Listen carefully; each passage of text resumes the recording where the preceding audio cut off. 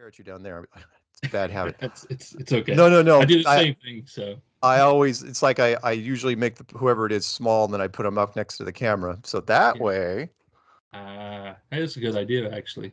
So, done how this a was few things? times. Yeah, how was your Thanksgiving? Good. Fairly quiet. We've done the same sort of Thanksgiving here for some years, family, a few friends on the island, and try to avoid politics and just talk about lighthearted fare. Yeah. That's all we basically do. I do my best to stay out of the focus if I can help it. Hmm. I mean, everybody knows, Yeah. nobody wants to go down that path. It's like, so Mark, what have you been doing? Oh, I'm a cult leader now. Really? That sounds interesting. What kind of cult leader? Oh, Yeah. flat Earth. Yeah. You should be like, you want some Kool-Aid and see what happens. Yeah. Yeah, no, no. I mean, it's funny. Yeah, good reference, by the way. Yeah. The I have thought about other cult leaders in the past, and I'm going, what? It never ends well. So No, I'm never. I'm hoping to buck that trend. Yeah. Yeah. It's It's like, actually something I love learning about is cults. Like I read tons of books on cults. there you Yeah. go. Jim Yeah. Jones was an Hmm. American favorite, and that was old school. The Branch Davidian, of course, Yeah. that could have probably ended better. The Bhagwan Rajneesh out in Oregon, that was a fun one.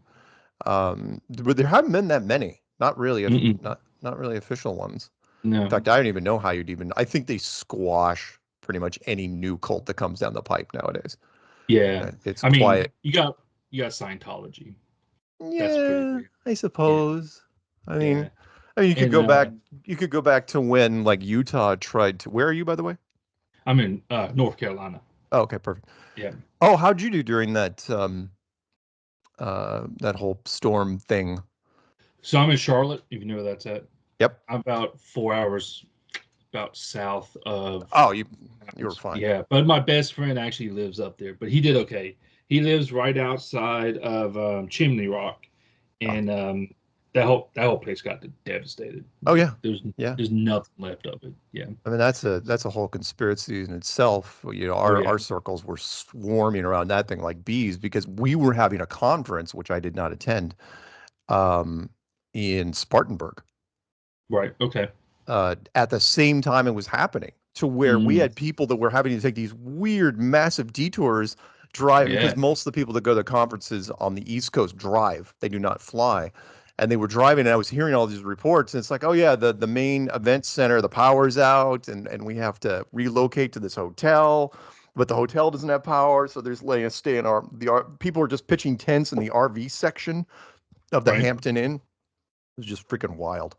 Yeah. So, yeah. Yeah. It was crazy. I mean, Charlotte, we only got. I mean, it was a good chunk of rain, but it wasn't anything terrible. Um, of course, we knew what was going on. My childhood friend, he lived up there for many years, but he lives down here with me now. Yeah. And him and his wife spent like 4 weekends going up there and helping with like recovering bodies and everything. Oh Yeah, yeah. it was intense. Yeah. Yeah. Yeah. I've never seen anything like that. And people say, well, is it possible that the weather can be controlled? I go, are you kidding? That's Yeah. a military priority. Right. The Where it comes into question is, do you test it on your own people? And Right. it's like, as much as I'm one of those weird conspiracy guys where I will generally lean towards the greater good, even though it's uncomfortable. Hmm. So I will look at something and I'll say, look, unless I can improve on the method, it's not being done for an evil, nefarious, twirl your handlebar mustache reason. It's being done because they need something, right? And it's like, look, you get your best data where you can collect your best data. Yeah. It's like, Yeah. eh, I don't know. Where can we throw this thing? I don't know. Yeah. How far up the eastern seaboard do you think we can go? I don't know. Let's give it a shot. And then I mean, you put go ahead. I was gonna say the last big hurricane. So I'm 36 years old. So the Yeah, last big hurricane was Hugo, yeah. and that was in I remember '88 that. when I was born, and it came right up through it hit us real bad in Charlotte, if I remember correctly. So I don't know. I was one. So, but Yeah, no, yeah, it's like, I hear you. All right, so what do you want to do? What do you want to know? yeah, yeah, yeah. I just okay. So I'm trying to think of the best way to approach how fruitful I can make this conversation to help me out, if that makes sense. Sure. So I'm working on a novel. I guess I could lay out the premise. I'm working on a novel. Yeah. Um, it's have you ever read Discworld? You know what that is? No. Um, like Hogfather or Color Magic? Nope. Okay. That's all right. Yeah, I'm he's probably aware of the premise. yeah, Terry Pratchett. He wrote Good Omens with Neil Gaiman. Oh, sure. Okay, okay. So you at least okay. Yeah. His main series was called Discworld. It's an anthology series, Hmm. but it's all like satire. And anyways, that's just I was trying to think of a good way to describe it. But Okay. anyways, but the premise of my novel that I'm working on is it's going to be like Game of Thrones with steampunk, but it's set on a flat world. Okay. And I've been working on the world building for a little while, and there's like little things that as like an author you want to put into the novel that may not be a grand thing as in like, oh, the reader's like, oh, I'm gonna you gonna lay all this out. No, it's like little things. So for example, have you read Lord of the Rings? Of course. Okay, if you pay very close attention if you ever go back and reread it, Frodo and the hobbits are the only one who asks questions about the world because they don't know it. Does that Right. make sense? Right. Right. Okay. So when they say, "Hey, let's go to Rivendell," no one in that party goes, "Where's Rivendell?" You know, you were saying like they don't ask that because it's such common knowledge in the world that they don't have to worry about it. So if everyone knew the world was flat, my I guess my thing is like how would that change our common way of saying certain things? So the biggest example I have is we say sunset because the globe believes that the sun is curving around the Right. horizon. Right. Right. Okay. But if everyone agreed the world was flat, we wouldn't call it a sunset. You still could, Okay. because depending on how you wrote your story before, kind of like let's parallel it to what we know now. Okay. We still say sunset, even though for us the sunset is an illusion. Meaning, Right. we see the sun go off into the distance, and there's some wonderful videos of it just evaporating, into thin air, through the thickness of the atmosphere. But we don't change the term. Um, just because it's an old term. You know what I mean? There are some Mm-hmm. terms that are so ingrained in us, for hundreds and hundreds of years. Why would we change it? And even Right. if we could change it, can you come up with something snappy and quick that's two syllables that can replace it easily? No. No. No, we just go along the lines of, oh no, the sunset is an illusion. But if you were talking about a society that learn, again, I'm throwing this at you like I know what you're doing. If the society already knew, I don't know how many years they would have already known. At some point, what I'm saying is they would have not known. It's not like Okay. their entire civilization was based on they woke up and it's like, oh, they knew the earth was flat. Much like the hobbits, everybody starts out in the fog of war, Right. right? Everybody starts out not knowing jack, and then they build their vocabulary, they build all the syntax, and then they find out something, and for whatever reason they don't change it. Kind of like I don't know, the American. I was thinking about this just the other day, like the why we call it football, right? Mm-hmm. Everybody knows, like everybody else, everywhere else in the world, it's football and it makes sense.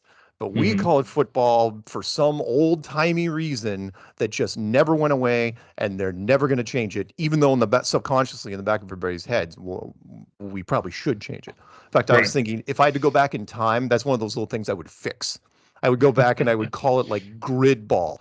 And the Right. only reason I came up with that is like the gridiron. It's Right. like that old Yeah. term. It's like, oh yeah, grid ball. I guarantee. All you have to do is beat Yeah. it into somebody's head, and eventually they'll get it. Right. So, Okay. short version. I don't think you have to change sunset. You don't Uh, think so? nope. Do you, do you think there would be other phrases that you so for like example in the world in the novel they do know that's flat and they're known for a long time. So Right. I guess it's got like a Sun. flat world. How about But sun fade? yeah, that's what I was thinking too. But I didn't know Sun if that would fade. catch you. Yeah, that's pretty Okay. good. I mean, if you need an alternative, Yeah. if you absolutely have to play with it, go with sun fade Right. because that's what it Yeah. does. That right. That's what I was thinking too. Because if they already know, they wouldn't the horizon wouldn't matter to them. You know what I'm Right. saying? Like Right. not in the way that it matters to the globe. Or sun Well, out even. yeah, that would be a Sun good way for night, sun right? out. Yeah. Yeah. Kind of like lights out. So, um, there's the inner like world. There is an outer ring, so there's an ice wall between the two. Yeah. Does that make sense? Yeah. Okay. Um, and like later on in the novel, they do eventually get to travel to the other side, but they have all these myths and legends and religions built on creatures that live beyond the wall.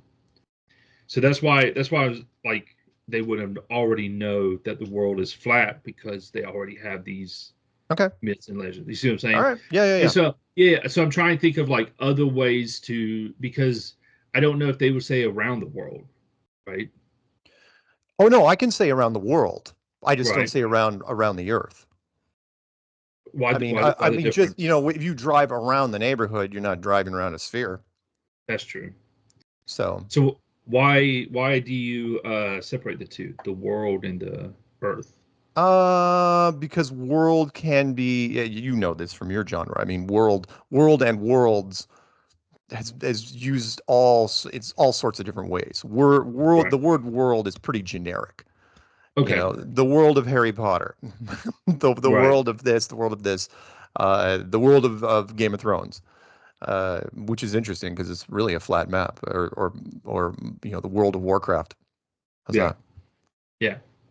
Okay, that makes sense. So But you yes, it would is one of the running jokes in almost every major flat Earth video that somebody posts in. It's like, oh, flat Earthers are rejoicing around the world. I think mm, it's hilarious, right? yeah, I heard that multiple times. Oh, they can't, and everyone thinks at some point that they invented it, and it's Yeah, like, yeah, wow, I every year, 10 years, I've been yeah, watching that thing yeah. just get posted every single It's time, and the thing kills me is it gets the most votes almost every time. damn, that's I sad. know, I know. It's like my cousin's from Texas, and you can already guess what Joe Key hears all the time from Full Metal Jacket. Only steers Oh, it's steers. only He's series and like, queer. yeah, Yeah. he's like, oh, I haven't heard that one before. Like And all he these. stole that. Stanley Kubrick stole that from Officer and a Gentleman. Mm-hmm. Have you ever seen Officer and a Gentleman? You think I have? Watch that movie about Okay. Navy pilot training. In fact, it was done up here. In fact, it was shot up here on this island Oh, cool. Oh, cool. because there's a naval air station at the north end of the island with Richard Gere and is it Margot Kidder? Crap. Uh, damn, the movie Um, sounds super familiar. I maybe, probably have. but that it was used. That was in like 81, I believe, Uh-huh. 81, and that was like one of the opening lines of the recruits, which was, Okay. it's like, where are you from? Houston. Oh, I only heard, steers and queers Yeah. are from Houston. Okay, so my next question would be, hmm, I don't think the compasses would change, nor the mapping system that like we use in our world would be the No, same they would use. I no, didn't think so. Okay. no, That's because why that's what happens with us now. I mean, the compasses work fine on a mm-hmm. flat map, and we've never even considered doing a new compass. Mm-hmm. Magnetic north dominates. That's it. Which is, Right. by the way, one of our key arguments when it comes to Antarctica. And this isn't even something we came up with. We Mm. discovered this through mainstream science. Is that compasses out in Antarctica do nothing. They're worthless. And people, again, you forget your basic science when you're going through school, which is, look, it's a bar magnet. If it's a globe, it's a Right. bar magnet. It has to be magnetic south dominant. Never happens. Okay. Never dominates south. And I remember an Australian military guy told me years ago. Yeah. He goes, we're down here, out here, and Right. he goes, the compass is worthless. There is no magnetic south. It's only magnetic north. And people, because of how a compass works, Hmm. People just get tricked by it. It's like, the compass needle moves no matter where you are. And that's just Right. because it's always following north. At one Hmm. point, people should, when you get to the, cross the equator, it should dominate south. That needle should Hmm. just, just vibrate on south, and it never does. Anyway. Hmm. So, picking your brain some more. Mhm. I know in the community there is definitely a debate going on like beyond the wall. Like, for example, I know you believe in the dome, right? Right. That Yeah. you were enclosed. So I guess my question to you would that if you believe in the dome, then there is no beyond the wall, correct? No, well, no, and that's one of the oldest questions there is. It's like if there's a dome, then what's outside of it, right? Right. And at that point, it's like, how the hell should I know? I mean, I could speculate all day long. I mean, that is a very fertile ground for fantasy, Right. which is if you've ever seen the picture of the Flammarion, you ever seen the picture of the Flammarion? No, I don't Oh my think I have. God. There's a wonderful story. In fact, let me see if I can find it for you really fast. In fact, punch it up. See, do you have a separate internet screen? Yep. Type in Flammarion. FLA. Look, just like it sounds, Flammarion, like flame Aryan. Flammar. It should even fill it in for you. ION. And then click on images.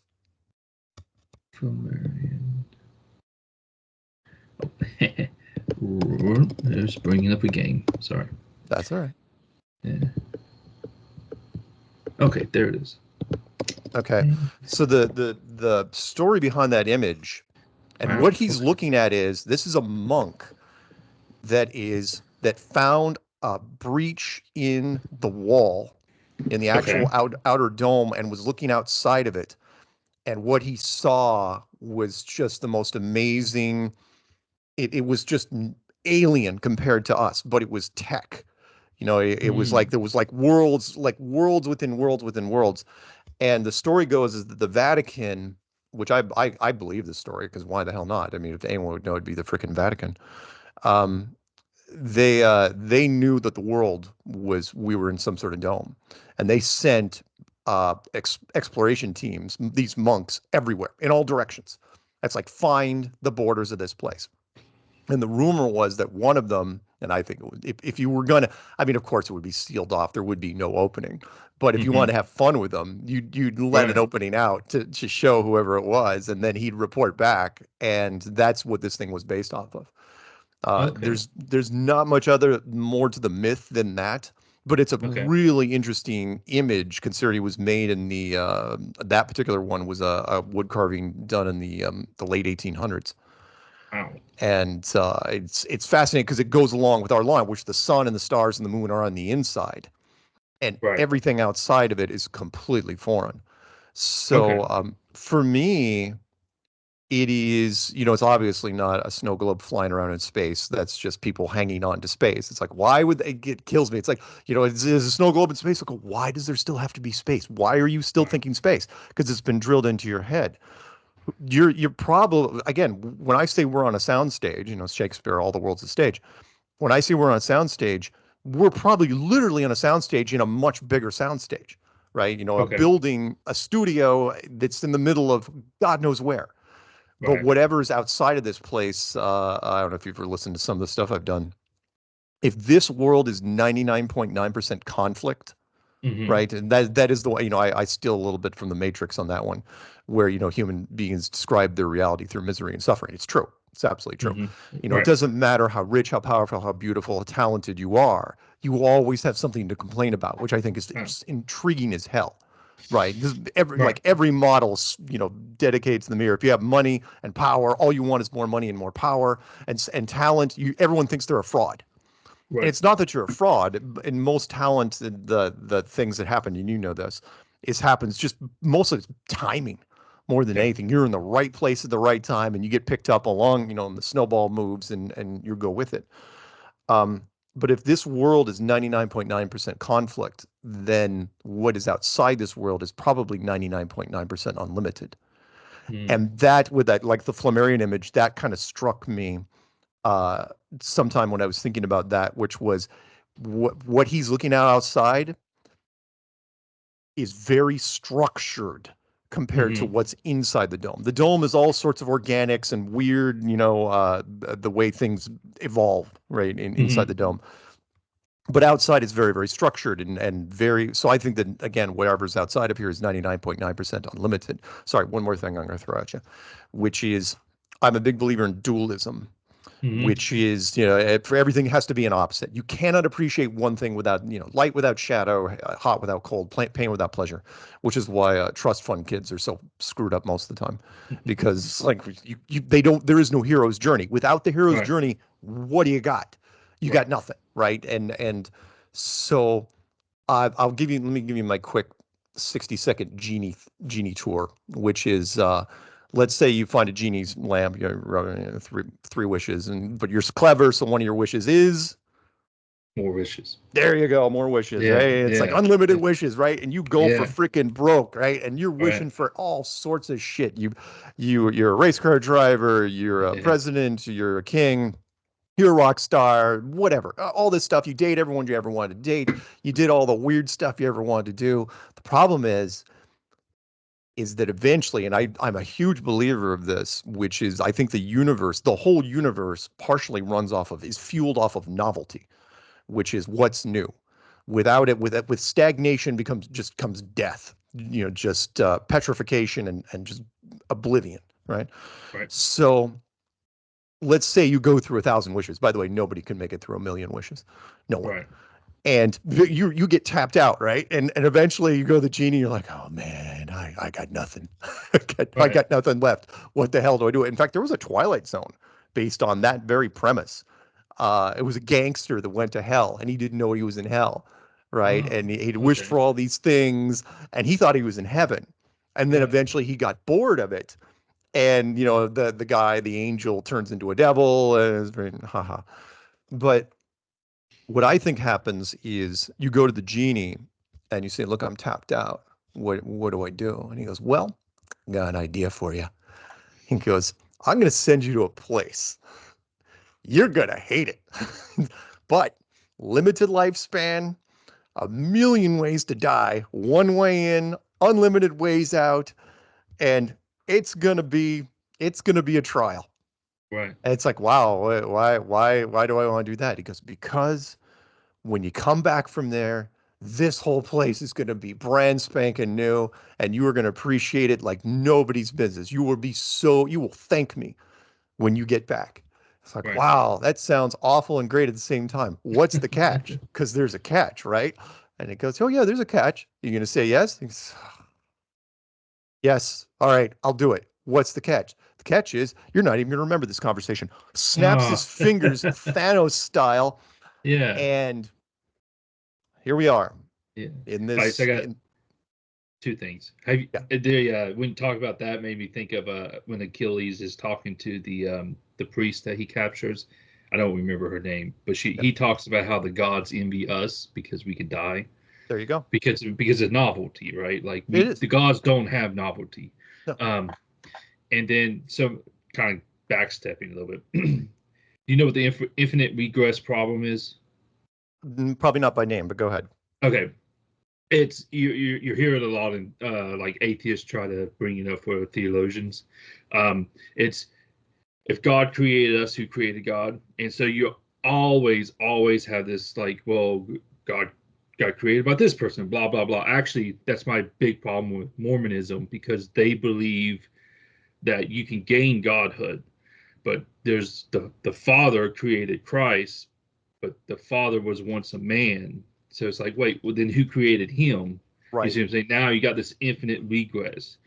Right. Yeah. No, Okay. I didn't know what it was called, but I know exactly what you're talking about. Okay. And yeah, of course there's a problem there, but what I try to tell people is I kind of like when they say, "Well, what's outside of this world?" Right? And then I kind of bring them back and I say, "Well, you can only live one world at a time. Okay. So don't focus too much on what's out there. You're in here and you're not getting out."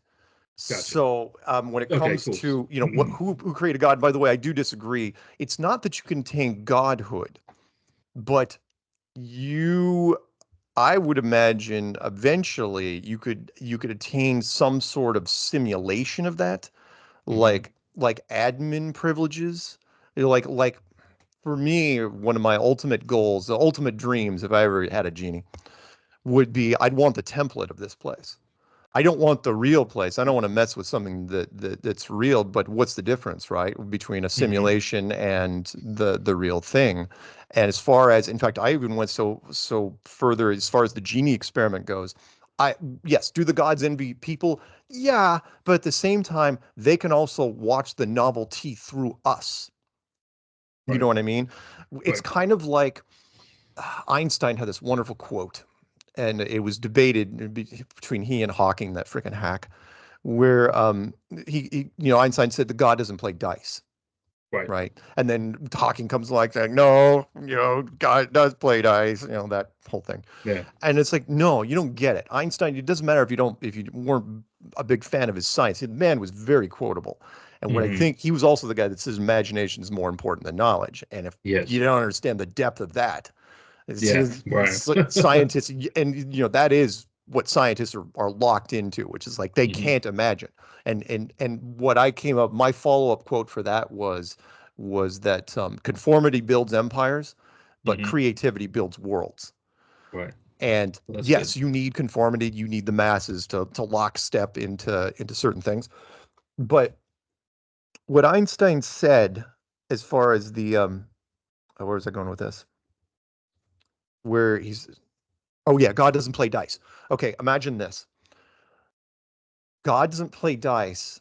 And what Einstein was saying was that God can't play dice because he wrote dice, right? Think of it as a Right. programmer, right? In the beginning, there was the word. If that's not a metaphor for programming language, I don't know what is, Right. right? He spoke it into being. Or you mean he coded it into being? Probably, right? Right. He can't play dice because he wrote the dice routine, which means any throw of the dice, as long as he's looking at it, he knows what it's going to be. Absolutely what it's going to be because he knows every single aspect of it. However, I believe that God would want to play dice sometimes, but how do you do that? Right? Well, it's easy. Hmm. You just temporarily forget that you wrote dice and Right. put a memory block in. So imagine this world, right? Hmm. It's kind of like throwing a million escape from dice because dice is too limited in terms of its numbers. Take a handful of very, very small stones and throw them out into a pond, right? Hmm. You could throw it a million times. You're never going to get the same ripples a million times, right? Now imagine doing that, but doing it over your back. Right. That's what I think. Whoever, and again, I'm not trying to Yeah. take credit, but that's what I think that God does sometimes. Is Right. that is a way of simulating novelty for a Mm. god, which is you just don't look very. Yeah. It's the bigger version of the genie and what I was talking about earlier, which is uh in the case of just talking to the genie sends you here. It's just a memory block. It's very Hmm. small by comparison. It's like, oh no, you're just going to have temporary amnesia. There was a Ben Affleck movie, God, at least 15, 20 years ago, along those same lines, where he was a tech guy that reverse engineered stuff, but he did it for this company that put in memory blocks so that he could get around the non-compete clauses and the things. It's like, oh no, he's not cheating. He could pass any lie detector test. He didn't Right. reverse engineer that computer tech for us because he forgot. We made him Um, forget. yeah. Anyway, Okay. sorry, I ramble. No, no, no, no, it's fine. I just made me think. So, um, like I'm a Christian, so kind of relating this back to like the Bible for a second. So, Sure. Christ, like Jesus Christ, is God in the flesh. So one of the things, actually, is funny. We talked about David Kress. He believed that Christ could sin, which is technically true, right? He could sin, Right. but it's against his character to sin. Sure. So right, so like when you're sitting there going saying like when God rolls the dice, he's going to know. But the reason he knows is it is his character to know. Right. And the only in now the question would be, could he look away and say, I don't want to know? Well, that depends on, I guess, your belief structure, right? So I was thinking about that. Like that's That's the way I Or would have created. or Good. you take it another way, which is kind of like what I think happens with us coming in here. Mm-hmm. We'll use the God version, which was not that he doesn't want to know, but you could also say it's going to come up Yahtzee for him, but he's going to forget that it's going to come up Yahtzee. Right. So you don't like any movie, right? The people, there's of course there's people that go to the back pages of books, and there's people that go to the end of movies ahead of time because they can't stand it. Yeah. But for him, that's the version. It's like there's going to be a suspension of disbelief, one of the most powerful things in the human world, which is the hero is going to get out of it, right? There's sequels to the movie, he's going to live, but yet you're still tense. Yeah. It's like, oh no, he Yeah. may die.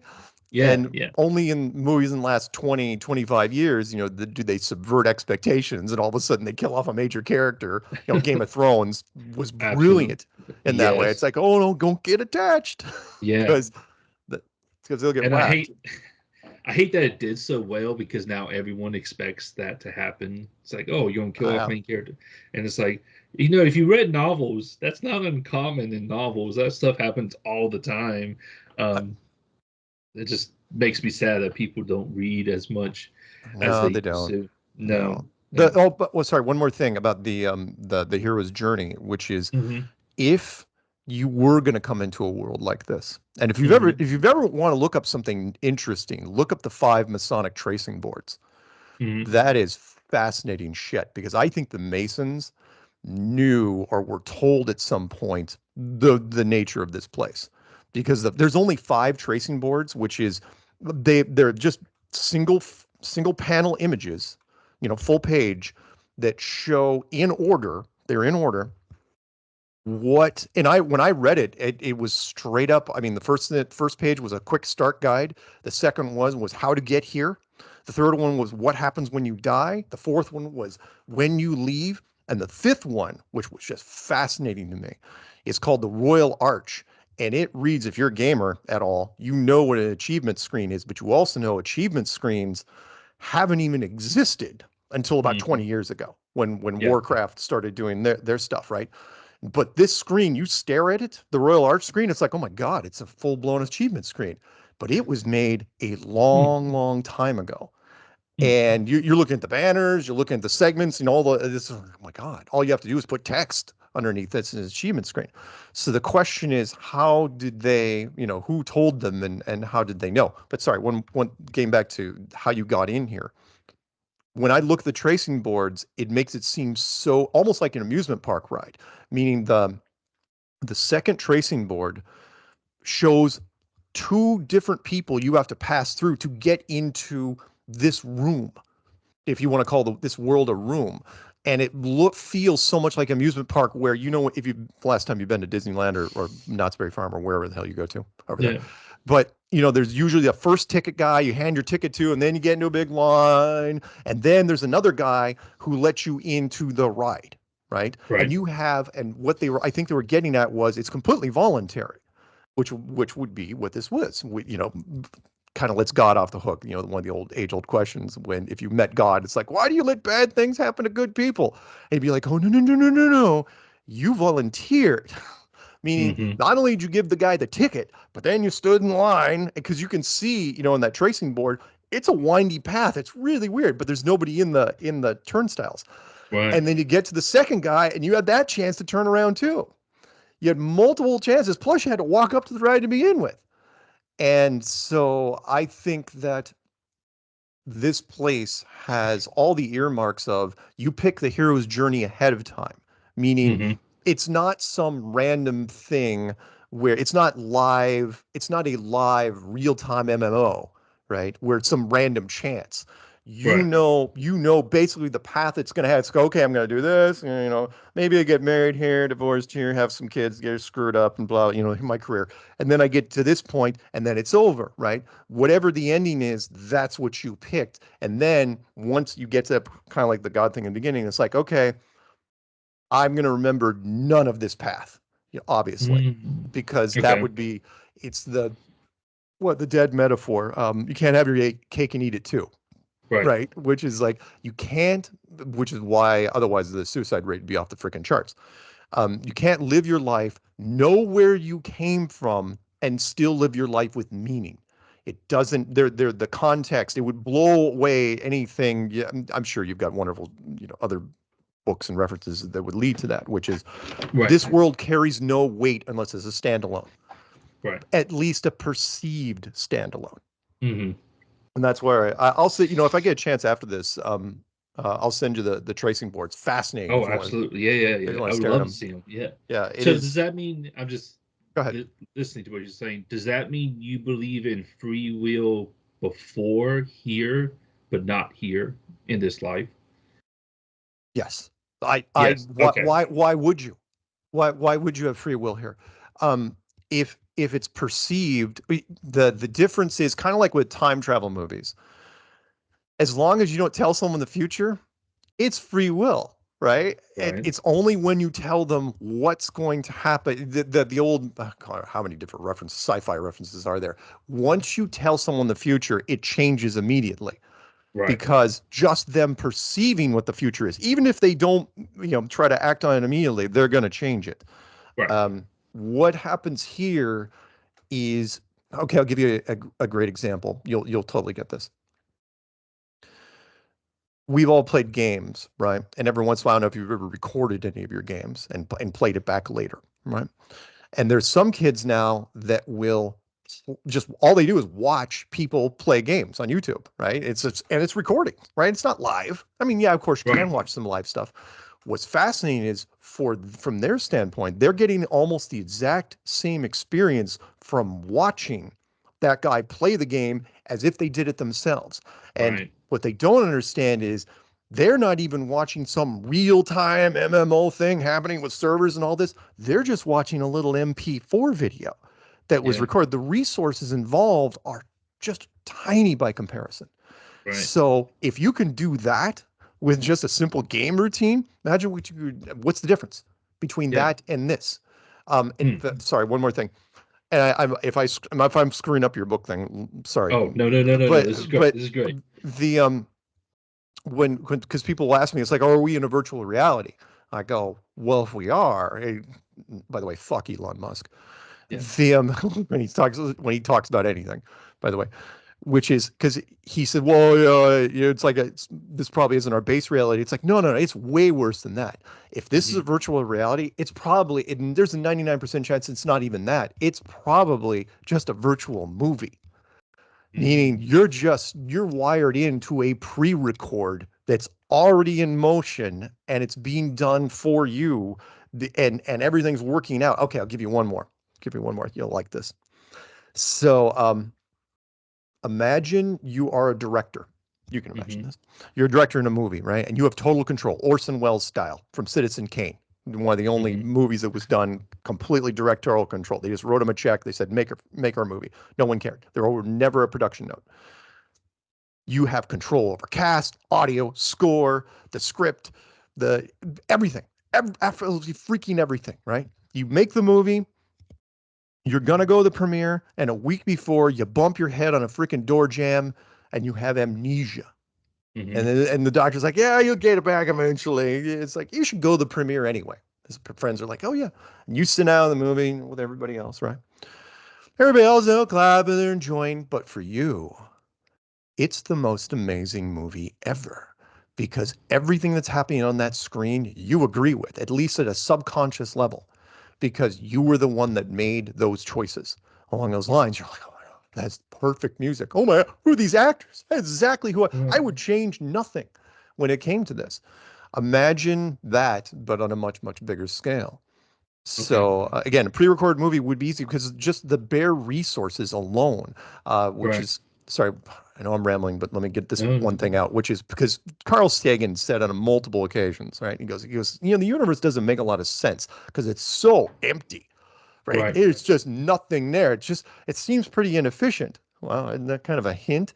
Which is maybe it isn't empty, maybe it's not there at all. And I've said this on many an interview, which is if 99.99% of the public believe the illusion, why would you use anything else? Meaning if this is just a giant planetarium soundstage, right? And 99% of the public believe it, which they do, why would you ever have to have space? Why would you Hmm. act real space? It was like Right. it doesn't even make sense, which is why the Flammarion image is so great because there isn't space. Outside of that is just more worlds. And so Mm. people have said, is it possible that there are more snow globes? Like, oh hell yes. Why would you just hit this? Why would this be a one-off? You'd Mm. have Yeah, if yeah, God would have many snow globes in many different states of advancement, which yeah. is sorry, I know you're a Christian, but the which is why. By the way, how'd you find me? Uh, uh, uh, Oh man, I've been listening to flat Earth stuff for a long, long time. oh, okay, all right. Yeah, Well, yeah, yeah, did yeah. you understand the clue that I made? I made a clue 10 years ago called "They Are Hiding God," and I Yes. talked about the Tower of Babel story, which is one of the most underrated stories. It should have been made into a movie years ago. Hmm. Underrated stories ever, which is the first civilization of this place. I can't speak for other domes, but for this place was too good, too perfect. They were technologically advanced. They were completely unified. They had one language from a culture. They were completely motivated, and they knew immediately where they were. Hmm. Once they got to a certain state, they're like, ah, yeah, yep, we see it. And they immediately, it's like, you know what? Screw this flying thing. You're gonna, buzzing around. We're gonna build a structure and unify the ground with the top of this structure. With the sky. And it was one of the best. Again, how it's narrated by God, I don't know, but it's a great Right. narration where God looks down Yeah. and he's like, crap. Yeah. This isn't good. This Yeah. is not going well at all. It's like they're going to make it. This is as they're building this tower. He's Yeah. like, yeah, this is not going to stop. They are going to keep going until they actually made it. It's like, all right, here we go. Everybody ready? Reset and language. Scatter, scatter, scatter. Get rid of that tower, and we're Right. done. And so, why would we? Where's I going with that?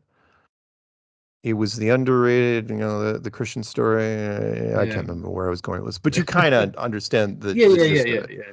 Have you What- have you ever looked up this, going back to like how we you talk about the people watching video games and they basically feel like they're playing the video games while they're Yeah, doing it. Have you ever looked up the psychological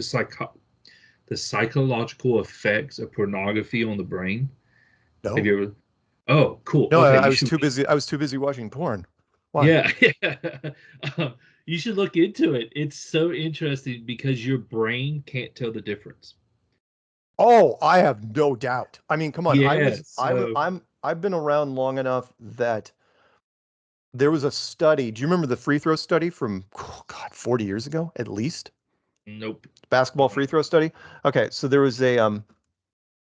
uh there was a basketball study again way before the internet where the, they took three groups of people. I think they did it at high school.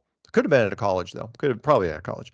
And they had three groups of people. The control group where it's just sat in the gymnasium and didn't do anything, right? The one group went in and shot free throws for 10 minutes a day, every day for like a month. Right? The third group, though, all they did is go and went into the gymnasium and thought about shooting free throws every day for 10 minutes a day. I was interested in the control group, nothing changed. They were still crappy at shooting free throws. The first group, yeah, they actually got quite a bit better, because they shot free Right. throws every day. But the second group, they had a notable increase, but Hmm. from just thinking about it.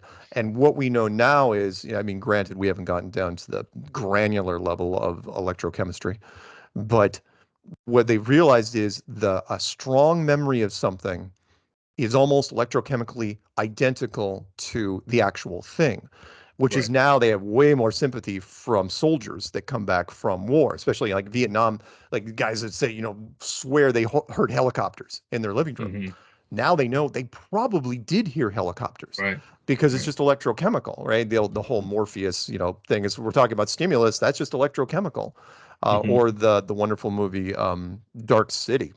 Mm. Oh, well, that's such a good movie. Oh, wonderful Yeah. movie, Yeah. which by Yeah. coincidentally, they used because it was shot in the same place that they shot The Matrix. You probably Mm. knew that from trivia. The rooftop scene in Dark City, the Matrix guys borrowed that for the Oh, rooftop scenes of the opening of the Matrix, the first Matrix movie. that makes so much sense now. Yeah. Okay. Because Okay. they were like low on cash. It was first Yeah. Matrix was not a very expensive movie compared to the Hmm. next two. Anyway, where was I going with that? What was the first? Um, What was the first part I was talking about? Oh, we're the talking first. about simulate how the brain can Oh simulate yeah, things. yeah. So yeah, Yeah. the Yeah. electrochemically, it's very very similar. Right. So there's almost no difference. Yeah. And you can if elect I'll give you one more. If you I can't remember the name of the study, but this place was almost we were almost it wasn't just that this place was a simulation. It was like we were almost designed to be fooled by simulations. Meaning, if you've ever been to like Disney or a car simulator or an airplane simulator, or how some people get dizzy when they're watching a freaking roller coaster or something on Hmm. television, right? Why? It's just a roller coaster on television I can't watch. I mean, I used Yeah. to get ill watching people play Mario Kart, the original Mario Kart back in Yeah. the day. Yeah. There was a study where they had people, they put them in wooden cars in a university, right? A wooden car on rails, and they would either move the car forward or backwards, or they'd move the wall in front of them forward or backwards. You know what they figured out? No one could tell Yeah. what they were doing. That the human beings, and you've seen this. You've been in a car yourself. I've done a million times where I've sat in stop and go traffic, and you veg out for a second, and all of a sudden the car next to you is moving, and you think for a second it's like, holy crap, did I take my foot off the brake? Yeah. What the hell happened? And it happens in airplanes and trains and crap like that. It is the most common thing with human beings. The question is, if we are so susceptible to that level of simulation, Right. what else could be done? Right. It was almost like we were built to be put in here, and the suspension of disbelief kicks in immediately to Right. where we're just all in. Yeah. So So I got two other questions. It has nothing yeah, to do with the book. I was just picking your brain. sure. So if you believe that free will exists before we are born into this world, Right. then how do you how do I want to word this? How do you argue the good versus evil, or moral or immoral, or do you even believe there's good and evil? That's a tough one because Yeah. being here, by definition, the Bible says there's good and evil, which, from a storytelling standpoint, you'd want. You'd Right. absolutely want good and evil. Otherwise, the Bible's not a very interesting book. You gotta have, the very high highs and the very low lows, and that's very good about describing both. That hell's an awful place and heaven's the most wonderful place, and the devil's trying to mess with people all the time. The devil is way more, of course, like every story, the devil is way more interesting character, like they all are, than God. I mean, God is, but again, compare the whole Batman thing, right? Batman Yeah. is a really boring character unless you're talking about very certain artists, but that's a whole, depth thing. For decades and decades, Batman was a freaking wooden plank. It was the other guys that you cared about. I mean, the hero is only defined by the villain, right? Right. Everyone's like, oh, the Joker. Absolutely, the Penguin, the Riddler, all those guys. But Batman himself was just a sounding board, and that goes into the timeless straight man versus I won't say funny man, although the Joker is pretty funny. Straight man, non-straight man, right? Hmm. Dean Martin, Jerry Lewis, right? Hmm. Multiply that by so many stories down the line. And of course, there's Right. variations. So, sorry, good and evil. Short version. If you're outside of this place, what's good and evil? I mean, there's destructive and constructive, but I believe that outside of this place, there are mechanisms put into place where that's not a factor. It's like you want to do some destructive stuff here, fine. Here's a fake mountain range you can blow up. Oh, here's a whole city of automatons you can wipe out, but it means nothing. In fact, if you want to read a really interesting short story, it was the my favorite book of all time. It's unpublished. Read Mark Twain's Mysterious Stranger. You ever read it? Heard of it. I haven't read it. Find if you can't find the manuscript, I'll send you one. But Okay. it is fascinating. You know what? And it was who he was good friends with at the end of towards the end of his life? No. Tesla. Oh, cool. And, Oh, okay. and those two guys hung out together, and I Oh, think nice. Tesla rubbed off on him Oh, because uh, our most famous, or one of our most famous humorists, right? In Mark Twain, that story is dark. and Okay. and it is a story is so different for him. It's set in the 1500s in Europe Hmm. with a bunch of schoolboys that run into, doing basically whatever you do in the 1500s, not much, Yeah. right? And, hanging around the countryside, they run into the devil. Oh, okay. And the devil, one by one, shows them how the world really works.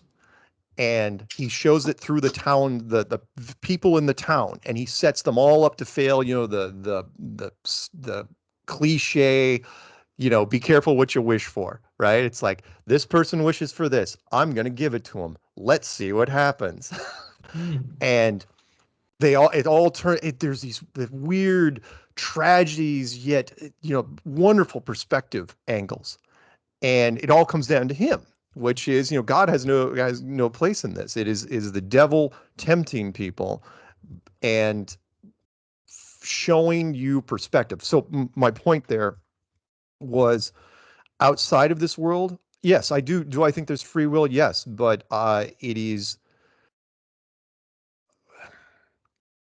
it doesn't there doesn't have to be a polarization like this. I mean, remember what I said, if this world is 99.9% conflict, then why do you need the conflict over there? That's the whole point, Right. which is you're here to gain perspective, to learn. It's kind of like a school, and then when you get out of here, it's a freaking you're on summer vacation.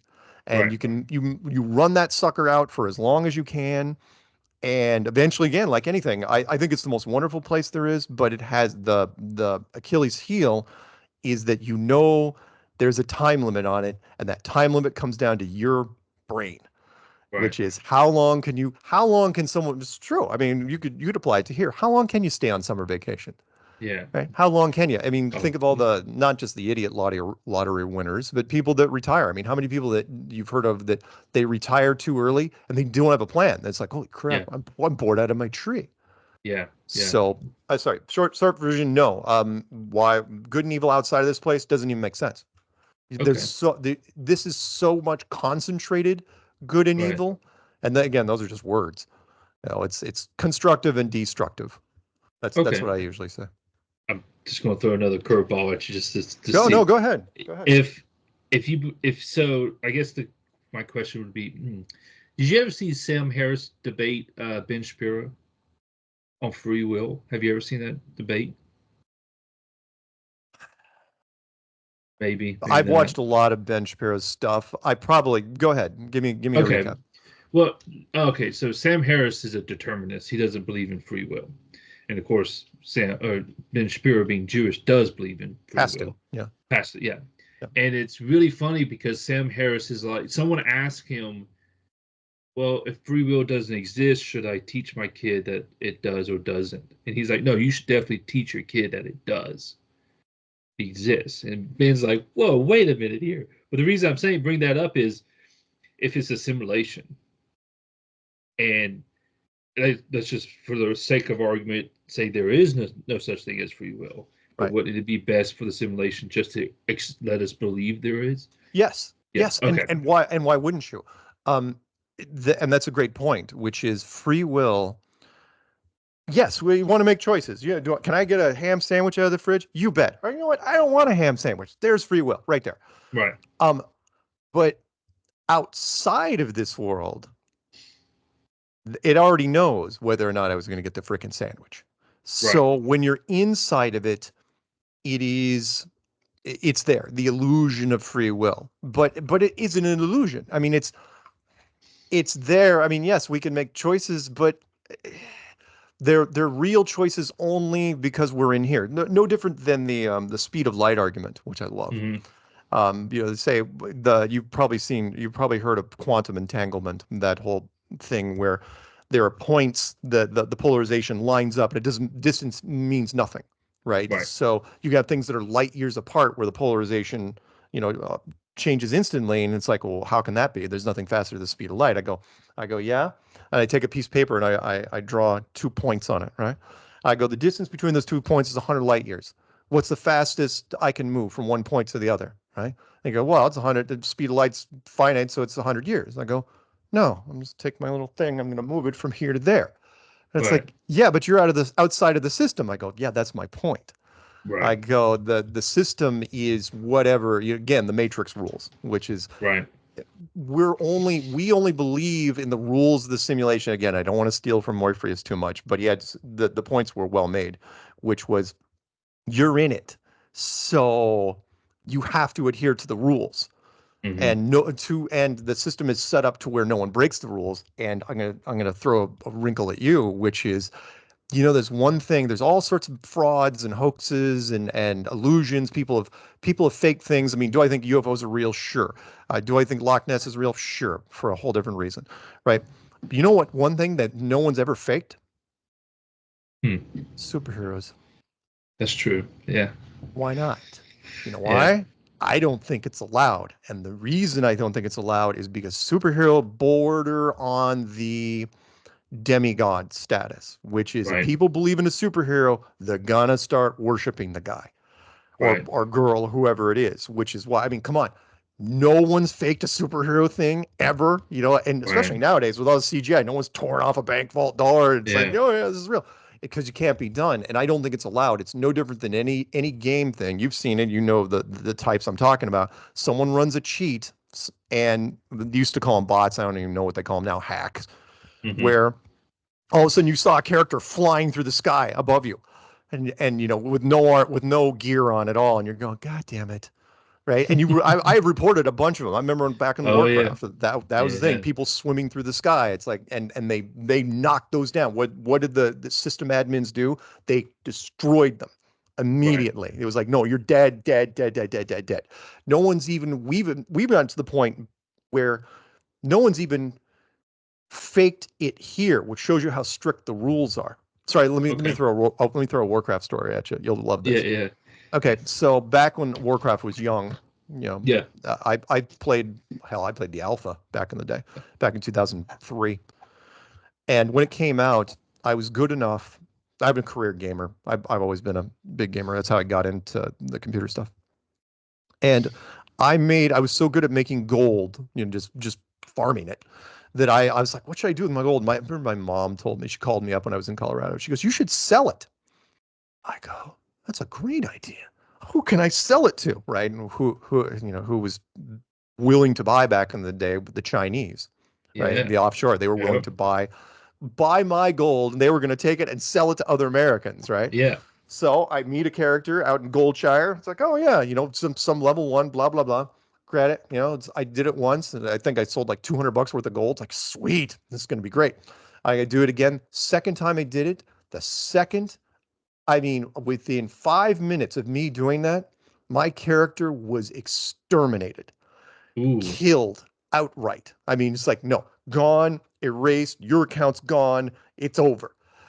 And it didn't occur to me, this goes into the system admin side of things, which is when you are outside the system, you can track everything. It's not like our cell phones nowadays where people know you are, the January 6th idiots that all brought their freaking phones. Yeah. It's Not very smart. it's like, no, that gold that went from my character, went to that character, went into a Chinese account, spun around, and they tracked it the entire way. And then all they did was like, well, he did it once. We'll give him a pass. We're not going to tell him we gave him a pass. We're just going to give him a pass. He does it again, death penalty. Yeah. And the second I did it, I was killed. Ah. So, well, no, I mean, no, and I deserved it because I would have Yeah. kept doing it. Oh, absolutely. Yeah. But I was naive enough back then, 20 years ago now, that I didn't occur to me, even though I was a tech guy, that, oh my God, they can track anything. It's not just the stuff, like the achievement screens, like they track the important stuff. They track everything, including where all your gold goes. You Mm-hmm. spent this Mm-hmm. much at the auction house. You spent this much over here. Oh, hey, you just gave a couple thousand gold to a Chinese guy for no apparent reason. That's kind of odd. It's kind of like having the cops around at all times, but there's no trial, there's no jury, Right. there's no, all of a sudden it's like an assassin is just sitting there with a sniper rifle Yeah. waiting for you in a back alley. It's like, yep, it just changed hands. Sorry, kid. Bam. Judge Dredd. The So important question oh, go ahead, go ahead. was Horde or Alliance? Oh, I was Alliance all the way. You know, funny story. Ah, Funny story. No, no, no. I know you're older, so you're going to play Horde, and only yeah, kids play Alliance. yeah. I've always been one of the creators of Warcraft. He said he only played Human Paladin. I only played Human Paladin. I was Ah, like, and which is why, like when Diablo went to Diablo 3, you know, for the first 3 or 4 years, didn't even have a Paladin, and they called it yeah, Crusader. And the Diablo 4, they yeah, didn't put him in again. It's like, fuck you. yeah. So what happened was I was supposed to be part of a big guild called Descendants of Draenor, not to be confused Okay. with Lords of Draenor. And they were all going to start on the Horde side. This is back in 2004. And then when they switched to their alts on the Alliance side, I was going to run Lords of Draenor on the Alliance side. Sorry, Descendants of Draenor on the other side. Dodd versus Laud. But best laid plans, and we didn't know back then because it was brand new. They don't play their they don't nobody plays their alts on a cross faction. No, why Yeah, would you? And so yeah. no one came back. And so I was sitting there in an empty guild and for years, and I basically played for 16 years as I played WoW as a single player game. Oof. And it was hard. I didn't do raids that much. But I basically stuck to my guns, which was okay. I'm going to make a ton of gold, right? I could start up a new character, obviously, after the unpleasantness. Make a ton of gold, buy all my gear, as good as gear as I can, and influence as much as I can. And I would be the guy in chat to be like, I'm paying $50,000 for a run. You know, take me through this Yeah. because I want this mount. And my favorite Warcraft moment, you will appreciate this if you're a Warcraft guy at all, was during Pandaria. I thought I would go for an achievement, right? One of the Hmm. world achievements. I thought, what can I get? What can I get? Because I played the beta, and I was, in the whole Valley of the Four Winds. Like, you know what? If I play this right, I think I can get skinning, world skinning. First skinning. And so my thought was, I go, all I'm going to do is I'm going to ignore all the quests on the beaches. Hit the beach. I'm just going to run up to the Valley of the Four Winds. I've still got my gear, from the previous thing. I'm going to just start killing tigers down at the Yeah. far end. And that's what I did. I go, da, da, da, da, killing tigers, killing tigers, killing tigers. And I'm getting there, but then diminishing returns is kicking in. And all of a sudden, I'm not getting levels. And I'm stuck at like 6 points out. And I'm Oof. like, fuck, what do I do? I'm screwed. It's Yeah. 2 in the morning. It's Yeah. like, and it's not working. I'm going, what do I do? So depressed, I just run around. It's like, oh, I might as well explore for like 30 minutes. I'm gonna go to bed. It's kind of sad. So I hop up this little trail and I go to what eventually was the very first, if you remember, the black market auction house on the top of the hill. Yep. No, it's not there yet. It's just the building, right? Yeah. Because people are like, "What's this building for?" There's nothing even happening. I'm going, "Huh, it's kind of neat." And I turn around and there's some level 88 goats sitting right there. I'm going, there's no way. There's no freaking way. So I run over Nice. there like an idiot, right? I'm killing. Yeah. I kill five of them. There's only five, right? And I kill five and Yeah. I need one more point, right? And it's like, holy shit, I have to wait for the spawn. Are you kidding me? Right? I'm wait. Goat pops up. I kill him. If you've never seen it, but it goes cling, cling, Yeah. cling, right? Yeah. And it, big display for everybody, right? And you Right. are you are revered and hated simultaneously Yep. because there's people like, good going, really, really great. Yeah. Mark Sargent got the world achievement. You got the other people going, fucking hack, scam, Mm. cheat, piece of shit, blah, blah, Yep. blah. And I did it without a guild. And and that was like, after that, after Pandaria, it's like, yeah, screw it, I'm never ever gonna get a guild now. I'm just like, if I Yeah. can do this, I don't need it. And I so I watched my friends suffer endlessly with raids, as you know, that just collapsed on a yeah. regular basis, watching people just suffer, hearing all the raid people that were so broke. That's the part that killed me. I'm going, dude, Hmm. I had hit well before they upped it to 10 million. I had the cap at a million. And back when you could actually look at people, you could actually scan Yeah. them, Yeah. and people scan each other all the time, Yeah. and saw what was going on. And it's like, yeah, it's freaking idiots. Like, you can't just do raids all the time. You got to do something Yeah. else. Anyway. Oh, well, my family, we started out playing EverQuest. Did you ever play EverQuest? No, but Uh, my friend, I had two friends who were addicted to EverQuest. That was yeah, I know what yeah, EverQuest was what got WoW into WoW, yeah, yeah. I right? mean, WoW was just the casual version of EverQuest because Right. EverQuest was freaking hard. I Like you know. remember in WoW when you died, you just lost armor points. Yeah. And EQ when you died, you lose experience. Yeah. That was a standard. And but we started playing WoW like day one of launch. So my family has played WoW for a long, long time. But Sure. my brother was the highest ranking necromancer in EverQuest, like worldwide for Wow. like a year. Yeah. So yeah, crazy Ever stories. Yeah. EverQuest was no joke.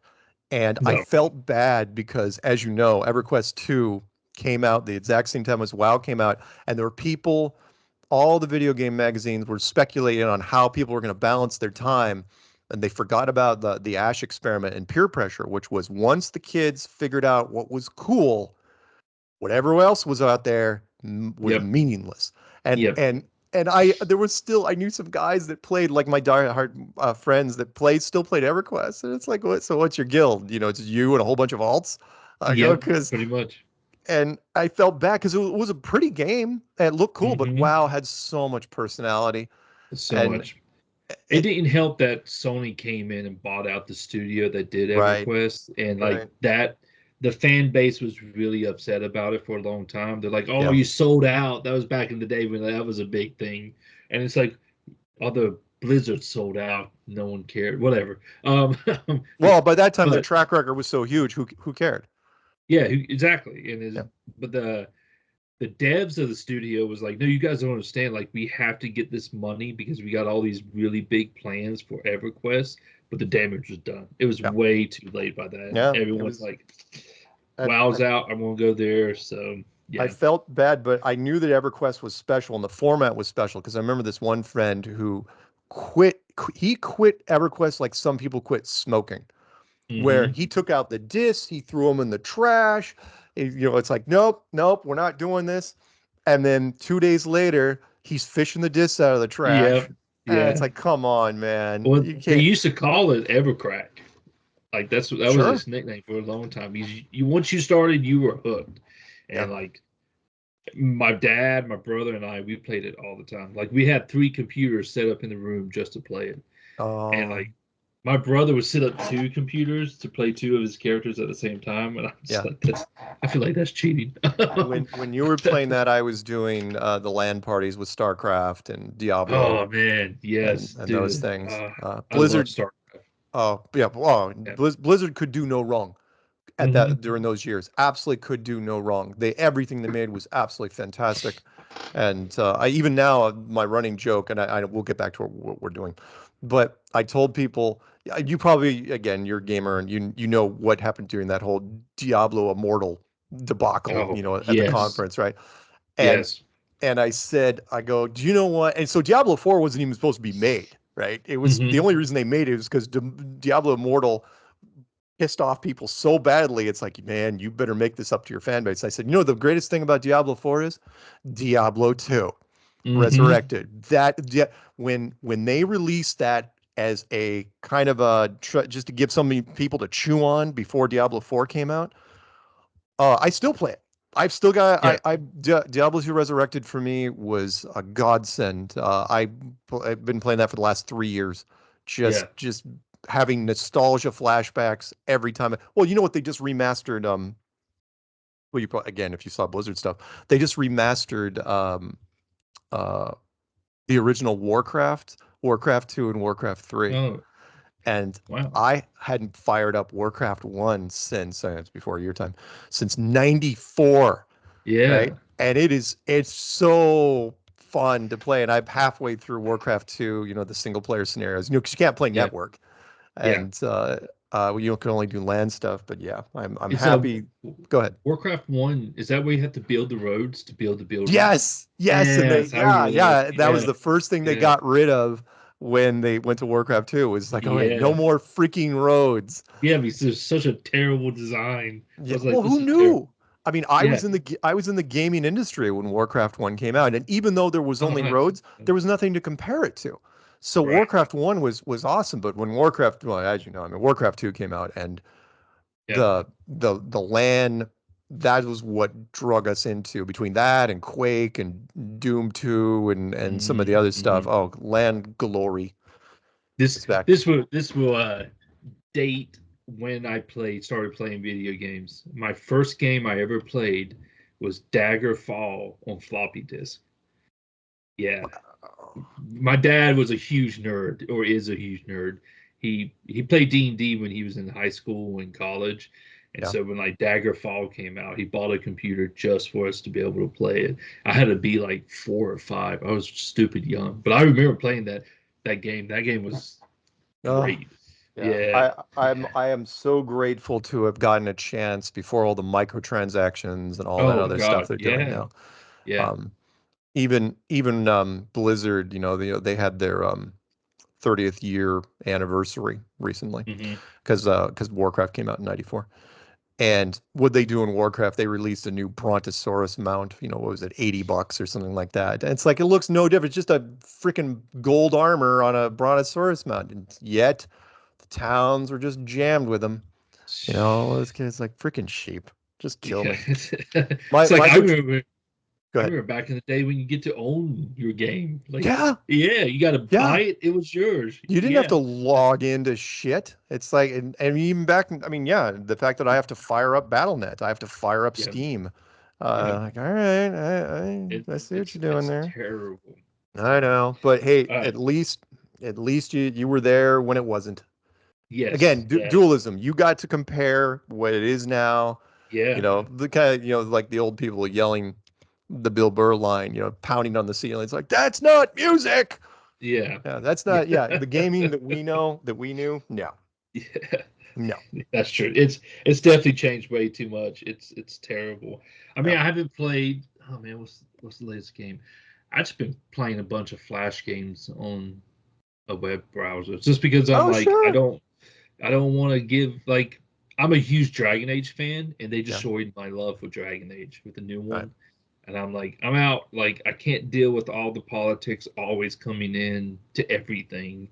It's like, I just need a break, guys. Yep. Like, Yep. yeah, And yeah, if I play a game and there's microtransaction, like when I mean, yeah, like I'll play the cute games like Plants vs. Zombies, that was kind of fun, and Bejeweled, yeah, that was fun. yeah. But when Candy Crush came out, when you know, I was there, I dated a girl from Zynga, Mm, who they were the ones that started the microtransactions. If you know any history about that, where they yep. came up with a little Facebook game called Farmville.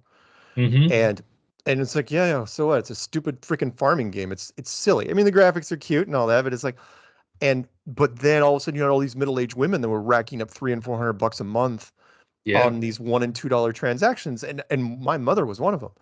And I go, Mom, where do you spend your money on? She goes, well, I don't want to water my crops sometimes, so I had to get a special auto crop thing, or till this, or I, you know, or a crop duster, and it's like, and what? And she goes, well, it costs $2 here and $3 here. And she goes, it just adds up. And I go, oh my God, that's genius.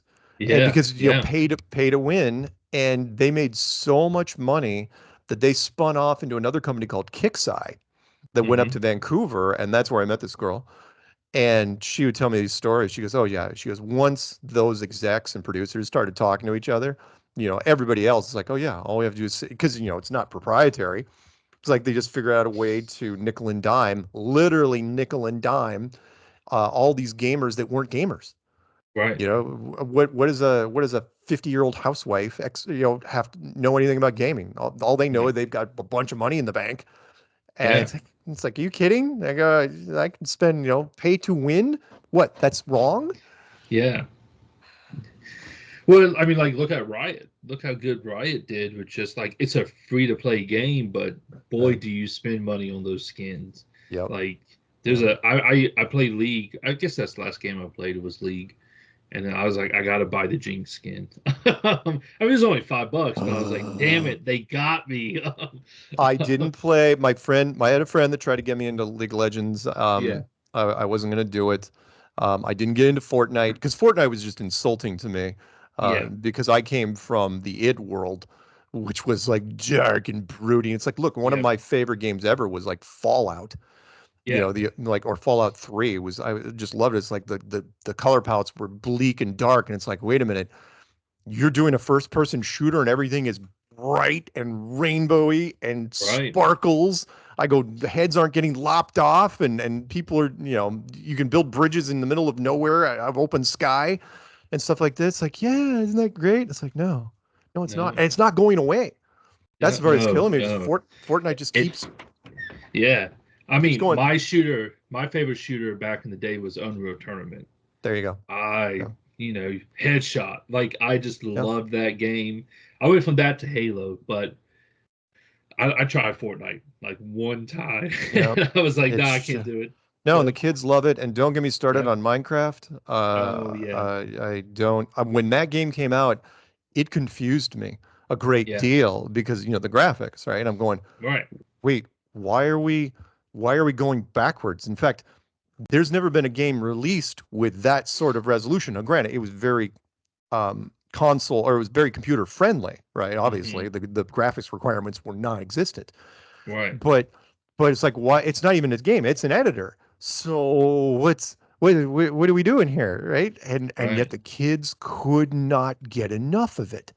Yeah. And I felt bad if I had to go back in time, all I would do is I would contact the guys from Lego and I would say, okay, you're gonna go to Europe and you're gonna find this guy and you're gonna give him a briefcase full of money and then shoot him.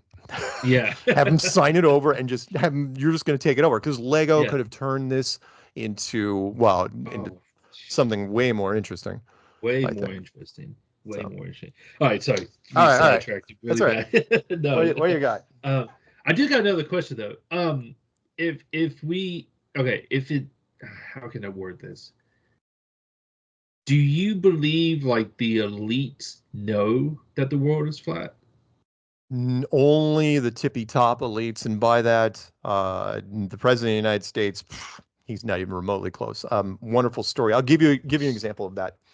Um, I think the last president that had any the United States president that had any access to anything, because most of them are puppets, was Eisenhower, my favorite president of all time, who was the Allied commander during World War Oh II. yeah, yep. I finished a Right? biography on him not too long ago. Oh, well, there's a story you may not know, Okay. which is one of his generals actually told this story where he said that when Eisenhower was president, right, he lost a lot of his clearance privileges. Funny thing, but he was made president almost unanimously. It's like, hey, Mhm. generals, that happens with us. Grant Yeah. and Andrew Jackson and guys like that. So he had found out that Groom Lake, the Area 51 facility, was being completed, and he didn't know anything about it. And so he made a phone call. It's like, give me their phone number, right? And he calls them because you could call them back then, right? And he says, so thinking about coming out and taking a tour. Hmm. And the base commander's like, yeah, sorry, you don't have clearance. And well, this is Ike we're talking about, right? He's Right. going, so really? He goes, here's what I'm gonna do. I'm gonna call a couple of my buddies. In fact, there's one over there. He runs the First Army, and we're gonna come out there and take a tour. What do you think about that? Right? And they said, yeah, okay, fine. You can come out and take a tour. He was the last president, I think, that could pull strings like that. And he wasn't kidding. Hey, Okay. really? He goes, I won your war. The only reason you have a base is because of me. Yeah. And that's not true, of course. But he was the guy that Patton and MacArthur answered to, right? Hmm. Controversially, but I mean, he was way more level-headed. The point is that even he almost missed it, right? And that was just one of our secret bases. So when it comes to this, you might have some European families that know, Hmm. but in fact, I did a video on it, a very short video recently, and I said one of the first rule of power has never changed in all of human history, which is true power stays hidden. Hmm. right? Napoleon said it best. He goes, never put yourself in a position where you can be overthrown. They can't overthrow you if they don't know who you are. Right. Presidents, generals, anyone in the public eye, those are targets, right? It's the people, which is why you buy presidents, right? Hmm. Even Elon isn't a puppet master, right? Right. He is extremely new money, along with Zuckerberg and Bill Gates and all those guys, right? In fact, I even call the Rothschilds new money. If you know their Hmm. story, I mean, they only go back to Battle of Waterloo, which was what 1815. Hmm. That's not that long ago Oh, in the grand scheme of things. So I said, if you wanted to go back to the tippy top, I'd go with the oldest group that's still around. That'd be the remnants of the Holy or the Roman Empire, which would be the hmm. Vatican. Okay. There are other groups, I'm sure, the Bilderbergs and Trilaterals and the Illuminati. But again, that's the monologue from JFK, which is that's just people keeps people guessing. Right. The true people you're never going to hear about. Right. So do I think the elites know? No, not Okay. not at almost any level. Right. With the or at the most, what would happen is let's say you were like Elon, if he wanted to know, he could. There's not an amount of money that he could pay to know. Hmm. Meaning there are secrets that are beyond money. Right. And so if you were a really old family in Europe somewhere, I'm just picking Europe because why not? Um, and you wanted to know, you might be able to call in a few favors, but they're not going to tell you much. They're going to Yeah. say, "Oh yeah, there's some stuff in Antarctica," and you might give you a couple details, but that's all they're going to give you. They're never going Right. to give you enough pieces of the puzzle for you to figure out anything because why would it benefit them to for you to know? Sort of Yeah. like when people say, "Was Neil Tyson?" No, Neil deGrasse Tyson. Why the hell would you tell him? Yeah. Yeah. Why would you Yeah. tell Brian Cox or Michio Kaku or Bill Nye Hmm. for God's sakes? You wouldn't Yeah. tell these guys anything because you want them acting naturally. They Right. learned that from recently or relatively recently from the astronauts, right? Which was I think Hmm. the Apollo astronauts were told, the Apollo program were told, and it devastates. It's that's a weight on you, which is it's one thing. It's one thing to keep a secret, but it's one another thing to get accolades for things you didn't do. Hmm. So these guys, again, you remember probably if you watch the Flat Earth stuff, the press conference where they're sitting there in front of the International Press Corps, and these guys should be on a permanent high. Like my God, can you believe we made it back from that? That's just crazy shit, right? They should have been looked like they were on coke constantly, and they weren't. They were absolutely because they couldn't figure out what to do, and yet these same guys went into recluse because I mean, how many schools were named after them and streets Right. and parades? They didn't do anything to where Neil Armstrong, almost lost it in front of Bill Clinton during that Hmm. ceremony. What truth's protective layers? He wanted to tell people so badly, and after that, they realized it's like, yeah, we're going to treat them from this point moving forward. We treat them no different than spies, which is a spy. You've seen it in many movies. It's like, okay, you're going to go to this hotel. The rifle's going to be in this hotel room closet. You're going to take the rifle. You're going to point out that window. Guy's going to come out of that building next to that limo. At this time, you're going to shoot him in the head. And you're going to shoot anyone around him. And then you're going to get the hell out of Dodge. That's all you tell him. He doesn't get to know the political intrigue. He doesn't even know the guy's name necessarily. He's Right. just going to know a photograph of what he looks like and what he's going to look like through that reticle. So, as far as anyone knowing, why would you tell them? Who Right. who are you going to tell? And the line which you've heard many times, which is it's too big a secret to be kept, right? Right. Um, no, that's not true. It'd be no different than. You ever see Capricorn One? Hmm. Oh my God, dude! If you don't have a copy of it, I will send it to you. I've got a bootleg copy sitting around here. I can send it to you. Capricorn One, find it if you get a chance. If you're listening to this again. It was made in 1978, 79. It was one of the only serious roles that O.J. Simpson ever did, by the way, where Okay. the story was about some astronauts that were going to go to Mars, in the 70s, late 70s. And at the last minute, they were scrubbed. They pulled, Hmm. but not publicly. They pulled the guys out of the capsule. They walked them down a special entrance, and they took them to an Air Force base in the middle of the desert. And they say, look, the rocket was never going to get you there. We had some technical issues. We couldn't tell anyone. We had gone too far. The budget was already spent. We need this program to work. So we're going to fake the Mars mission here at this Air Force base in Nevada, right? And it was a very logical breakdown, straight to the astronaut. The astronauts is like, it's like, look, you have to do this, right? And then the astronauts, again, because of the movie, the plot line demanded it. It's like they had a crisis of conscience. And it's like, well, what if we don't want to do it? It's like, don't, the Hal Linden, which was a great, Hal Holbrook, he was a great CIA guy or NASA slash CIA guy. He's like, don't say no. Don't say no. He basically threatened their families. And then the rest of the movie turned into a big chase where they broke out of the Air Force Base, okay, Ooh. stole a Learjet and took off. Yeah. But there was this great line. There was this great thing, and there was one of the side stories was there was a reporter that had a friend that was working at NASA, a young kid, and he was at this bar. You'll see where I'm going with this in a second. He was at this bar with this kid, and I say kid, 30, right? And they were playing pool, and the kid was talking about how he was running his own routines, his own software routines, trying to figure there's a transmission issue, right? Hmm. And he's going, man, he goes, I don't know, the transmission, there's something wrong with it. I can't figure it. It's not like, he goes, the transmission couldn't have been coming from 80 miles away, right?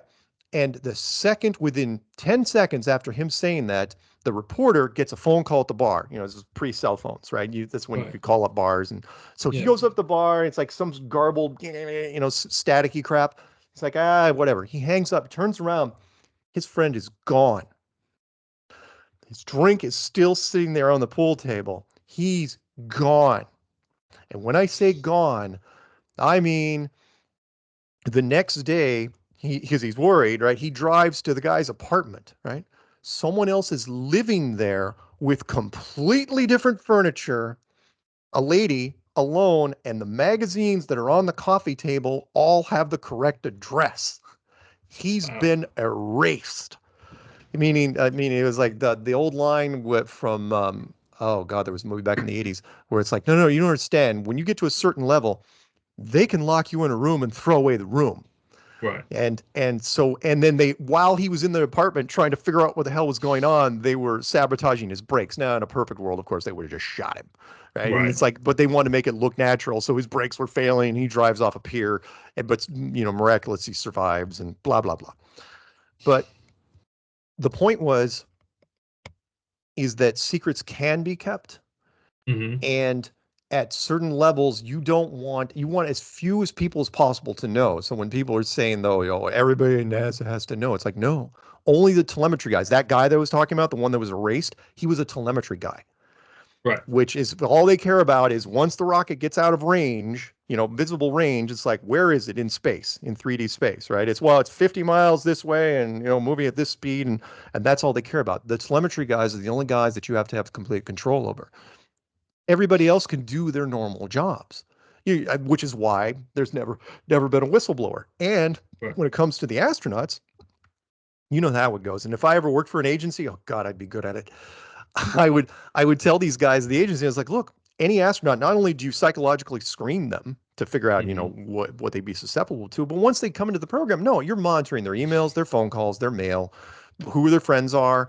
And if there is a whiff of any indecision, you figure out what to do, right? Which is why and again, this is all work in progress. Why the Gus Grissom story? Hmm. Remember, he was supposed to be the first man on the moon, right? And he was the first person. He's like, he did not play ball. He's like, look, this thing is a piece of shit. He goes, I don't have any faith in this program at all. And Right. next thing you know, very first test they do, it's like, oh wow, he burned up on the pad with his buddies.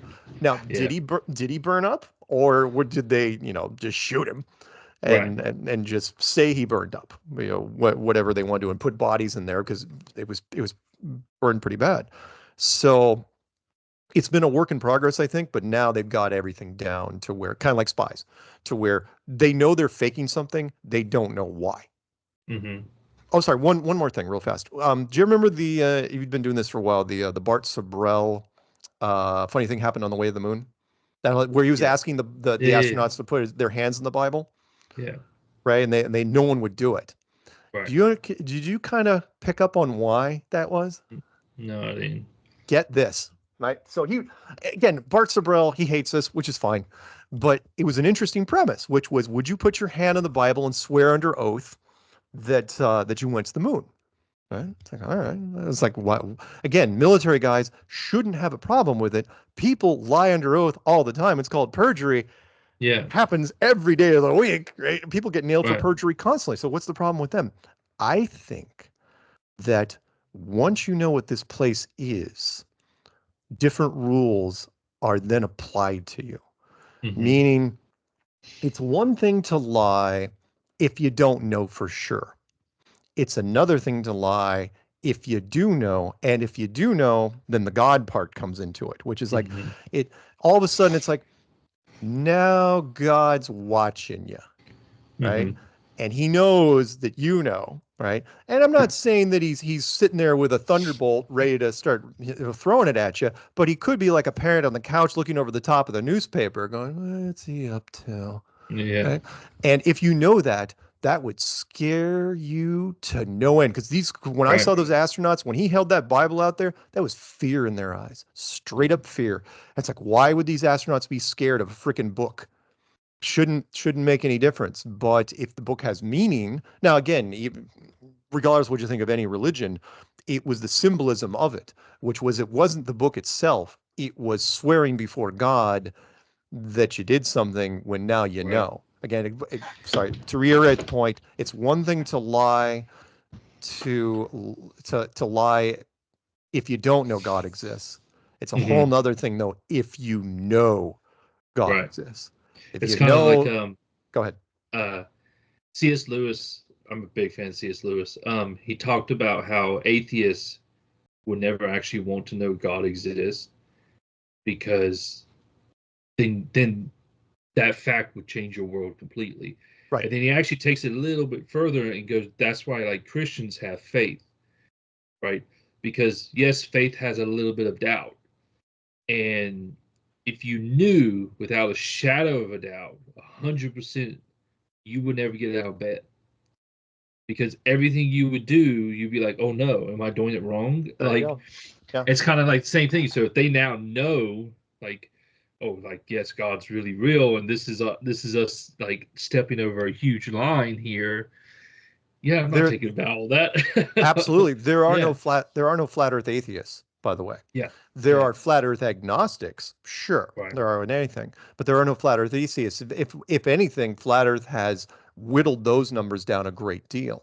Hmm. Now, yes, you can see even an atheist has a hard time, it's like, well, if it is a snow globe, then somebody built the snow globe, right? Now, if it's Hmm. not God, that's fine, but then you're talking about an advanced civilization that's orders of magnitude higher than ours, and at that point, Right. one man's advanced tech is another man's deity. Yeah, might as well just be God. Might as well be God. Why wouldn't Yeah, it be? And it's like, right. fine, if it isn't God, they're way closer to having God's phone number than we do. Yeah. So, yeah, atheists have a very, very tough So time.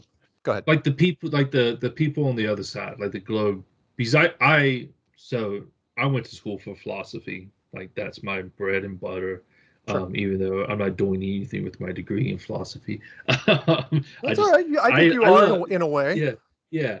I don't know, not at my job, but All anyways, right. All right. yeah, I make fiber optics. I don't do anything with All right. philosophy.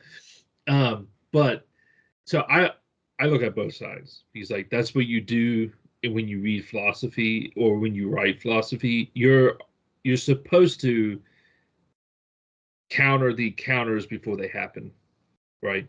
Right. So like if I'm going to say, God is good, I need to write out the defense to that counter before they can even make it. So, and the only way you can do that is know the other sides. You kind of have to know both sides. The reason I'm bringing that up is, let's see, how can I put this? I have a problem with the Globe guys because so many of them are just jackasses. They're just like, it's not even if they are right. It's like you're such an asshole that I don't want to listen to you if you are right. You know what I'm saying? Like, Yeah.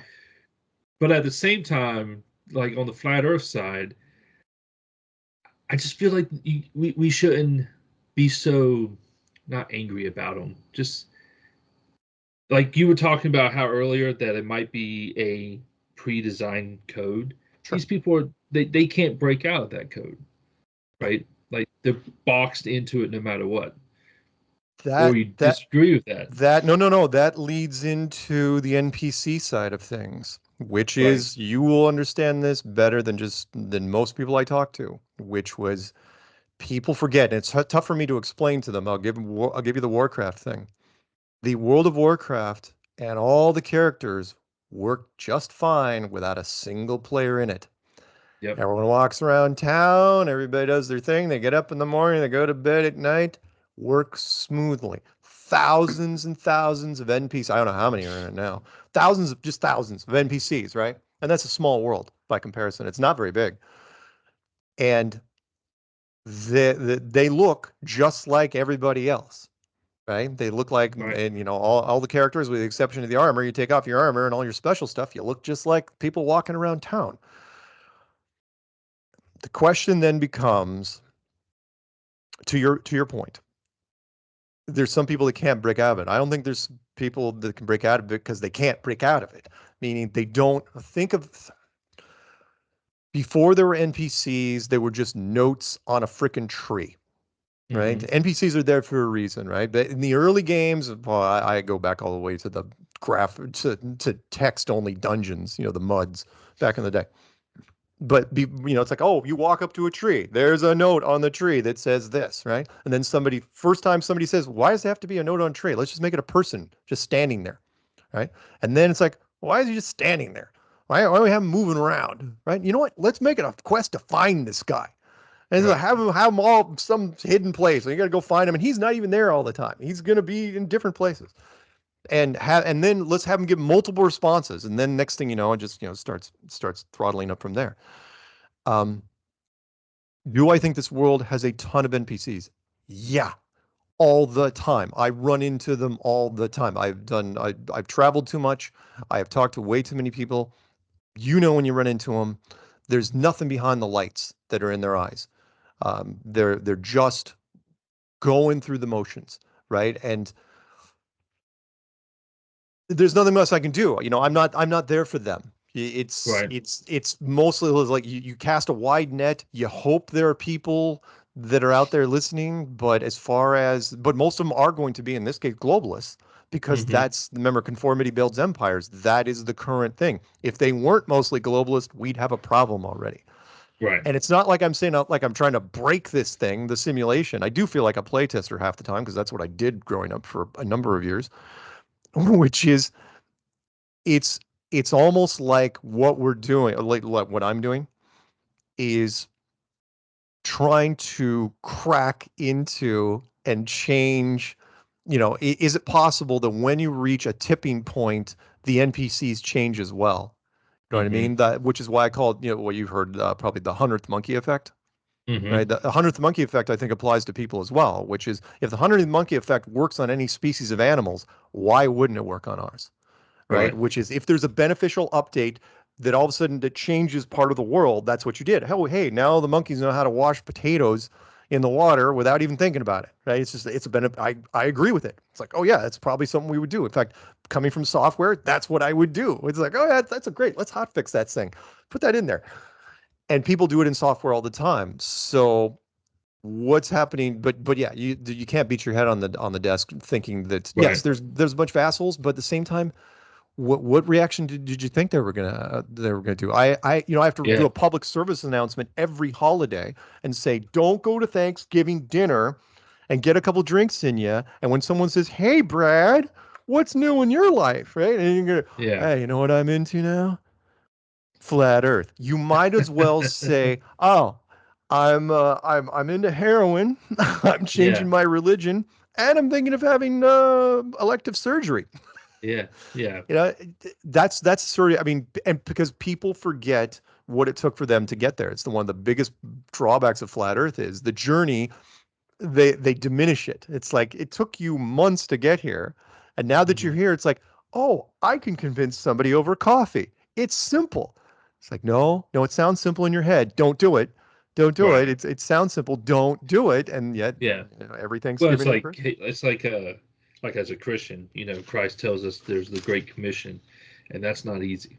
right? No, Like we're supposed to go, hey, you want to hear the good news? Like 99% of the time, no. It's no, like, okay, I'm yeah, like, well, that sucks for you, I guess. I tried. yeah. Do you ever Don't listen to? Do you go ever ahead. listen to the opposite side?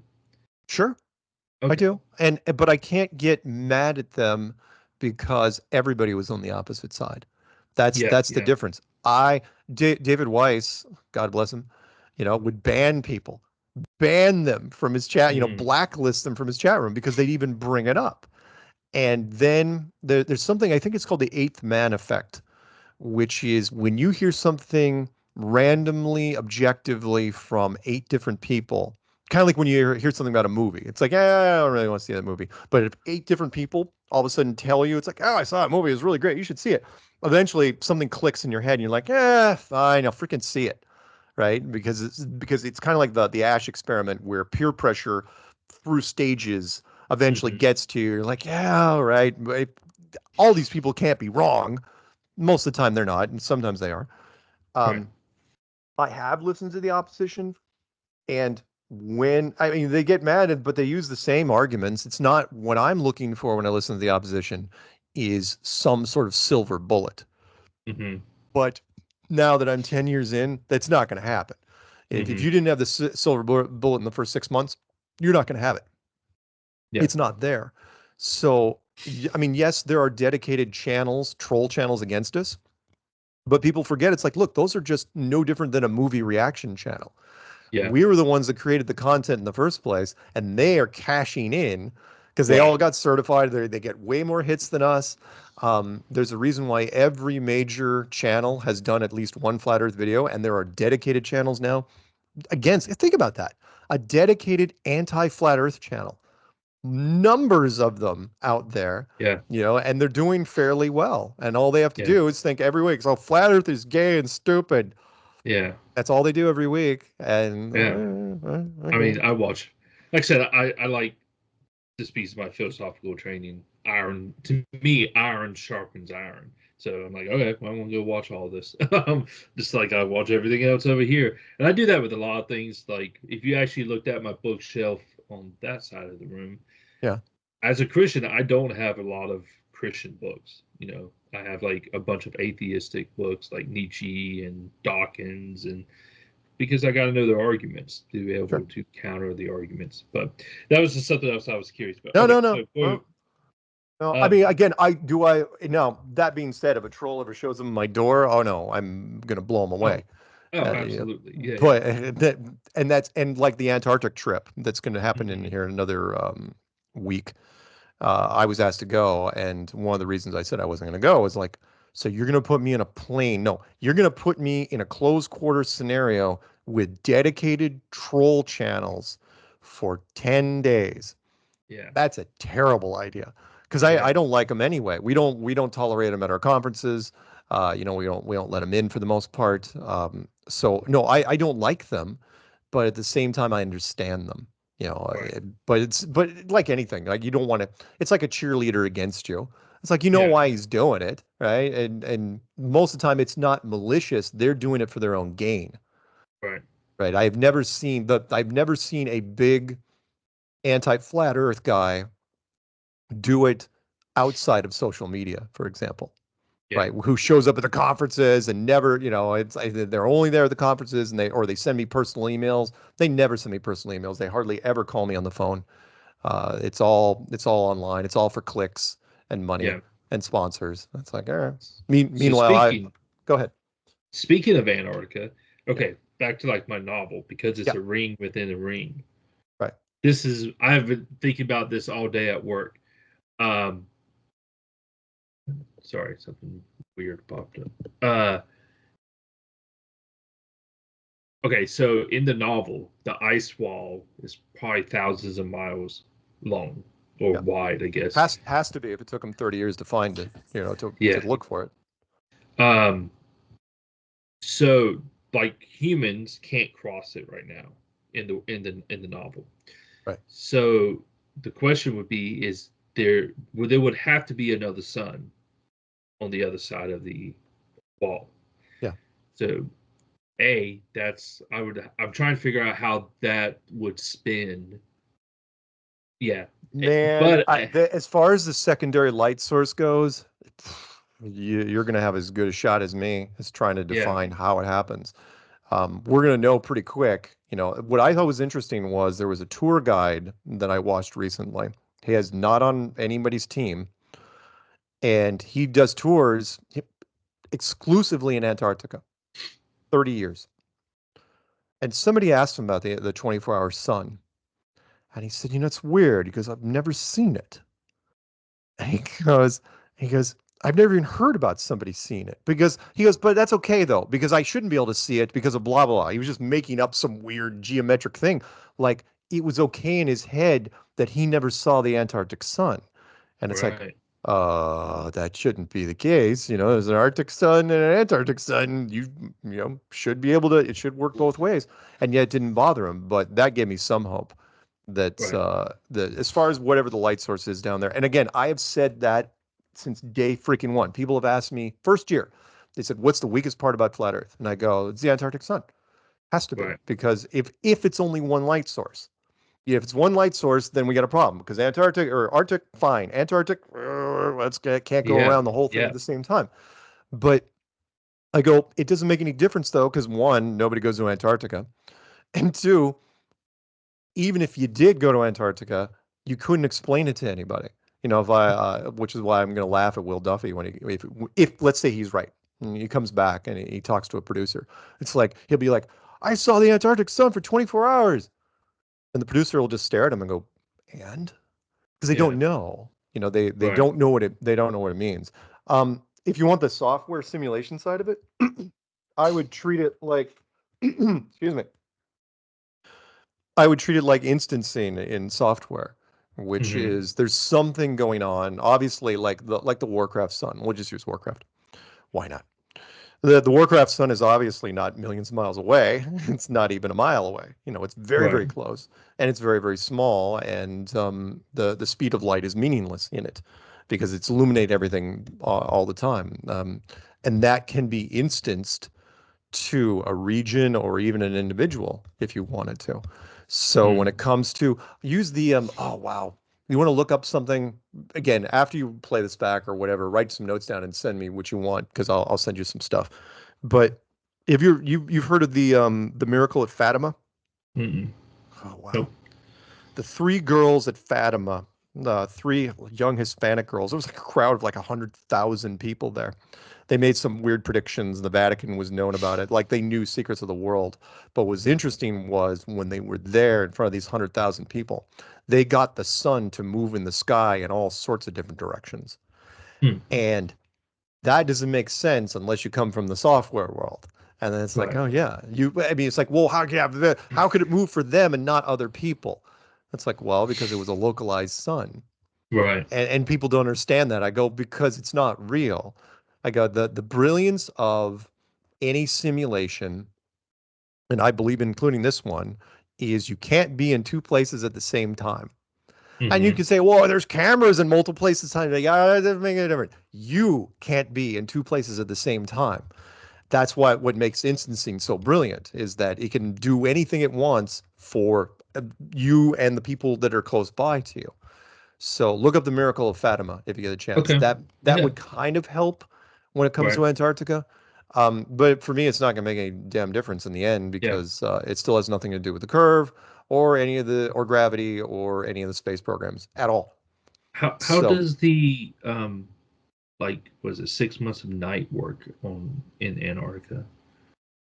Right? Is it 6 months? Whatever. is it 6 months of night? No, it's I not have no six. It's idea. not 6 months of night. It's I can't remember what it is.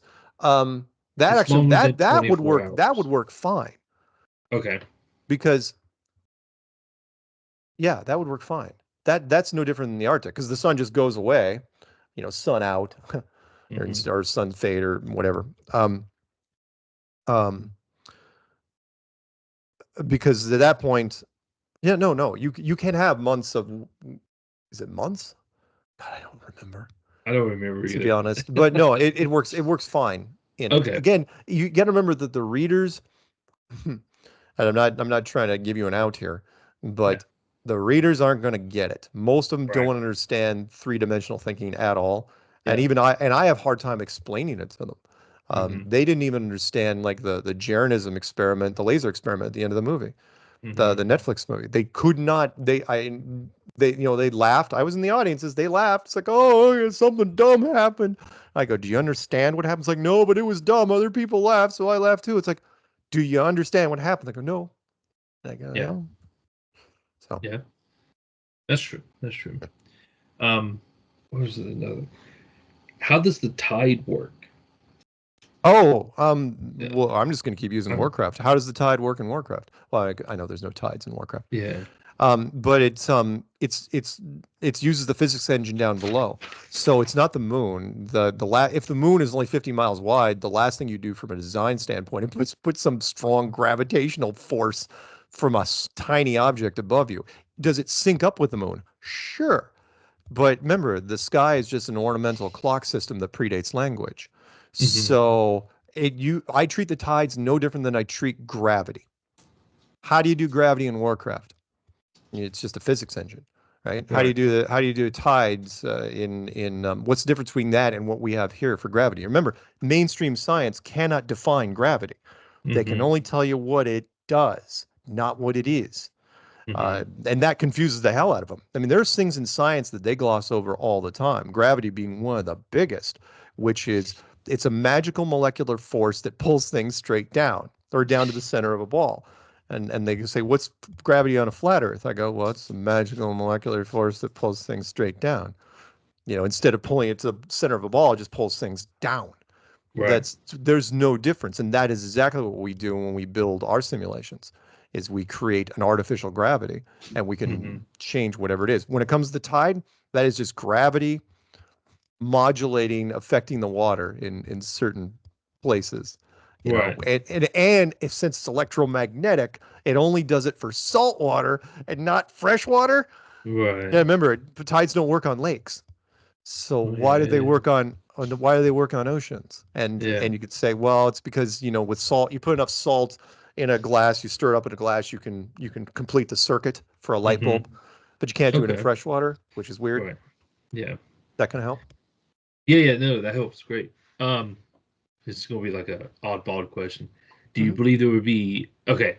I'd watched this video of a guy talking about the flat Earth, and he didn't believe in it, but he was saying like you wouldn't actually fall off the edge if it was flat because the way gravity works in like mainstream science is you would be able to walk around to the bottom of the plane because it's gravity, right? It's pulling you, so you would literally be able to do this.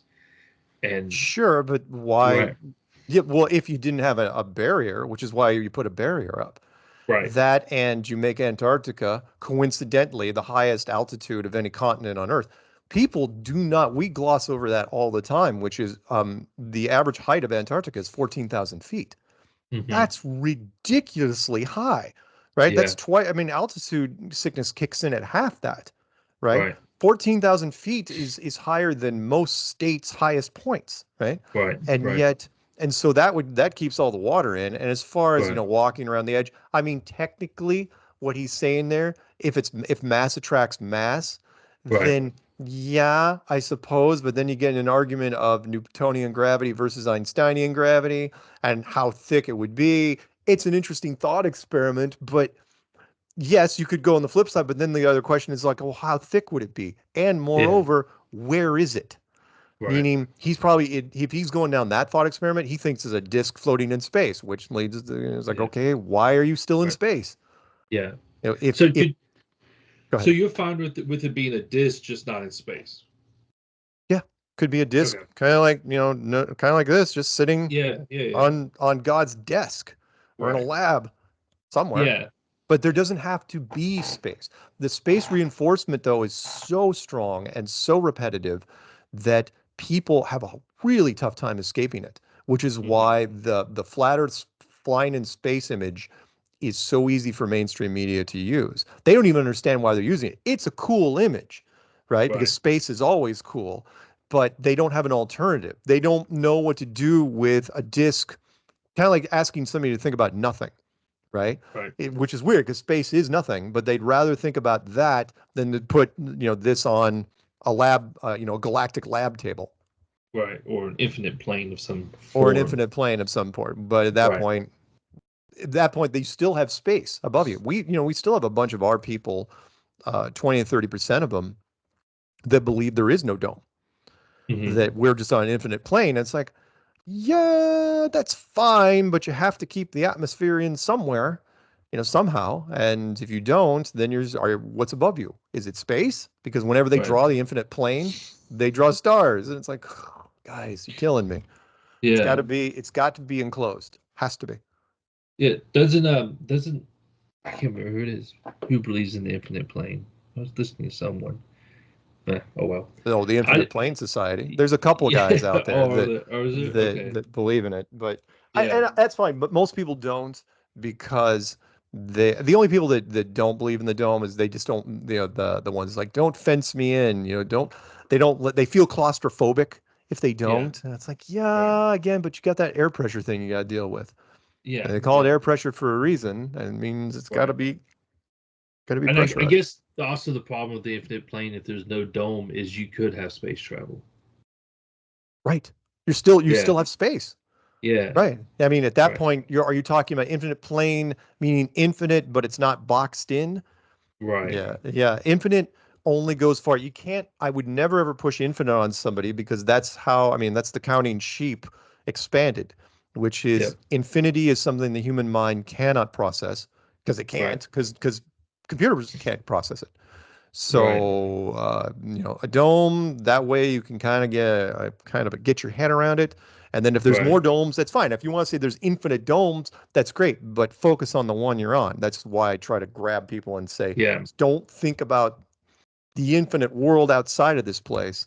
Focus on what's in here because that's where you are. Right. Yeah. Well, also the infinite plane kind of runs into it's almost counterintuitive for it to exist. Yes. There's a thing in philosophy. You've probably heard the word, but I swear no one ever uses it. Right? Sophism. Yeah. Uh, okay. Well, in philosophy, it comes from the study of the mind, and what it means in the philosophical term is I exist, and I know I exist, and nothing else exists. Right? Like Yeah. that's the way. It's kind of like the Descartes. I think therefore I am, but take it to like the 10th degree. Sure. The, there's no way to argue someone out of that position other than it feels so counterintuitive, right? Like you can say that, but you and I are talking, right? Right. There's a counterintuitive nature to it that's almost like it's like the reality is saying, no, no, no, that's not true. You're not the only thing that exists. You know what I'm saying? Like Yeah. there's that. Right. Let me bend your brain a bit there. So, Okay. unless you're thinking of a single player game, Mm-hmm. um, the basics when you're in a single player game, go back to the arcade days or even whatever single player game. In technically, when you're in that game, you are the only one that exists in that particular realm. When it comes to us talking right here, I cannot prove. Let's see if I can break your head. I can't prove that I exist to you. Meaning you may have heard of Alan Turing, the Turing test, right? Blade Runner, that whole thing. Yep. His initial thing, if you ever watched the movie the Imitation Game, which is silly because the title has nothing to do with the movie. The Imitation Game was in 1950. He said that eventually we will have to come up with a test because computers will be able to respond, to where we'll be tricked into, Mm-hmm. thinking they're real. And ChatGPT was a far cry from that. We're not anywhere close to it because you have to map out too many things. There's too many things out there you could use to break machines because eventually the Turing test, before it was called the Turing test, it was called the imitation game. Mm-hmm. And he said that the closest thing we'll ever get is a mimic. But if the mimic got good enough, if we had programmed in enough responses and had enough processor, you could trick somebody at least in text. Now, of course, we've done stuff with voice stuff recently, and that's actually pretty good. But the inflection points are pretty monotone. But what I'm getting at is you and I are talking, yes. However, in if you take our worlds, our gaming worlds to the nth degree, I can just be a very interactive NPC Right. with scripted stuff. So sophism, yeah, there's I don't put a lot of faith in it, but and I don't think even when it initially the origins of it, of course, predate what we're doing, but it makes more sense now than it did then. Right. Now I think it has some sort of relevance, but it's not going to, no one's going to really embrace it until we come up with some sort of actual VR technology, and that's not going to happen anytime soon, mostly for the health reasons. You Yeah. know, the jacking in matrix type stuff can never be a commercial option because how our civilization is set up, the health industry would, really comes down to is the lawyers, the legal Hmm. system. You kind of like we're never going to get self-driving cars. Hmm. Not really, because the problem it comes down to the insurance companies, which is when we've already seen it because it happens, it's quiet in the news. Self-driving car runs into somebody in a crosswalk. Who pays? Guy in Right. the back seat, the car company, company that made the hardware, the company that made the software. Nobody wants to pay. It turns into a big spider web of knots. And Right. so at that point, it becomes untenable. Right. So Well, anyway, sorry, go ahead. well, no, I was gonna say, just kind of push back a little bit. Just if that is the case, like if, Yeah. let's say I'm the NPC. Oh, no, no, no. As I would be the NPC, but go ahead. Okay, yeah, that's fine. Yeah.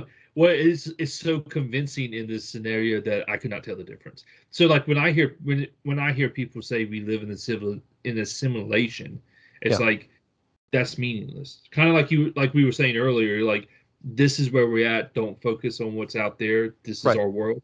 It's the Right. same thing. You would know no difference. Right. Like there's almost no way to take the red pill to break from the simulation. It was the red pill, right? Yeah, the Right. red pill. Red pill breaks Yeah, it. Yeah. yeah. There is no real way to do it in our scenario that we know of, No, and unless why you're talking. why would you allow something like that to even be available? It would be Exactly. it Right. would be way too tempting. That no different. It's the reason why multiplayer games only can go so far, and that is because the stakes aren't high enough and people just bail. I mean, I remember Yeah. I used to play online StarCraft with people every Oh yeah. once in a while, right? Just pick Hmm. up games. And you knew there was a point in the game where you knew the tide had shifted and people just bailed. Not even Yeah. didn't even hesitate. It was just like drop, drop, drop, drop, drop. Yeah. And even though there was plenty of time left to do a turnaround, they did the numbers, they did the odds. It's like, no, I'm not doing this. Right. Um, red pill and blue pill, you couldn't allow. Okay, I'll give you one. I'll give you a movie to watch if you get a chance, and listen to the playback test. If you ever seen, it's a Robert Redford movie from at least 10 years ago called The Discovery. Hmm. Okay, you'll love this. You will enjoy that movie if you get a chance. But I'll give you the premise of it. And I Hmm. know I'll give you a couple spoilers anyway, because you really should watch it. It was set in the future, 10, 15 years from now, where a math guy, heavy computer guy, figured out mathematically that there was an afterlife, figured out the equation for it. And when he did it, within a year, 4 million people killed themselves because it's like they bought into it. It's like, oh no, if there's an afterlife, I'm leaving. I don't want to deal with this shit anymore. I'm gone. Right. Right. Right. And so he had to move his research to a private facility and he was still working on stuff. And his advanced stuff was he wanted to kind of like what people did in a Christopher Walken movie called Brainstorm and a couple other movies. But this one was way more serious, where they find people that recently died and hook their brains up and see if they could record what was going on, right? And again, I'm sure governments have tried this before. It's like, what happens when you die? Hook that guy Right. up. Or hook that guy up, then kill him. Right? Terminal patients, hopefully, cross your fingers. Yeah. So Well, it's there gonna was be a terminal in one way or the other. right, right. Yeah. Well, I mean, the price of research, Yeah. the greater good. The Yeah. so what happened was they got to a point where they got the video working on a guy, and they couldn't figure out what was going on because it seemed like it was very similar to, it seemed like just flashbacks and crap like that. And then they realized, holy smokes, he's in a completely parallel reality trying to fix things that he had made mistakes of in his life, recent things. Yeah. And when they figured this out, when all of a sudden it's like, now, was that heaven? No, but at least that was the first stage. It was like, holy smokes, at the very, very least, that is the first stage of the afterlife. The second they realized that, this goes into your red pill argument. Finally, somebody in the movies got it right. He goes, Rod Rivers like, all right, we're going to shut this all down, erase the hard drives, destroy the research. Everything's gone. And because they had all of a sudden these research scientists in this lab realized the implications of this, which was, wait a minute, we just came up with an equation and millions of people punched their own ticket. If Right. we show them, it was something I had talked about years before I saw this movie was, I go, do you realize the damage you could do if you even took a 30-second video of heaven and put it on the internet? What Mm-hmm. would happen I mean, the shock waves would be immense. So no, a red pill, and even the thought of a red pill would Yeah. be, I mean, government groups that, I mean, I'm sure there are governments who have done research into this, and even if there's some similar to him had discovered it, they'd be like, what are the implications here? And it would be too dire. It would Oh. be too much. For plus, you have Yeah. all the NPCs that who Yeah. knows what would happen. You can sort of figure out what the real people are doing, but the garden gnome NPCs out there, Right. oh, if you don't know exactly, you'd have to, like, if you did a focus group with them, right? That's what you do. You bring them into a focus group, you give them the red pill, and all of a sudden you see the side effects. If it turned out what I think it turned out to be like, once they're all dead, you'd be like, yeah, okay, so no more focus groups. We know what's gonna happen. We're not It's doing that actually anymore. I have to remember exactly where it's at in the Bible, but Paul talks about that like there was a problem with a lot of new converts to Christianity that Paul was running into, that Yeah. they're like, well, if there's heaven and we get into heaven by becoming saved, let's just go and go do it. And Paul's like, no, no, no, no, no, like that's not the point. Whoa, whoa, whoa. There you go. It's fast. Like that was already, we're talking what, biblical times, people were already kind Yeah. of in that way. It's Yeah. it's the hero's journey is essential. And I Yeah. know I'm using hero's journey as just a generic term, but let's just call it the journey. The journey Yeah. is essential. The journey generates context. The journey generates perspective. It has to be done. I have Right. no doubt. Like for me, I have no doubt as far as the afterlife goes. Zero. Absolutely freaking zero. And yet, because I know this, it's kind of a blessing and a curse because Hmm. now I know it's like, oh man, I bet, yes, there's an instinctual level. It'd be like as soon as my life goes in a really south direction, I'm out of here. It's like, give me a Right. freaking Right. bridge, I'm gone. But at the same time, you're like, nope, nope, that's not the Yeah. point.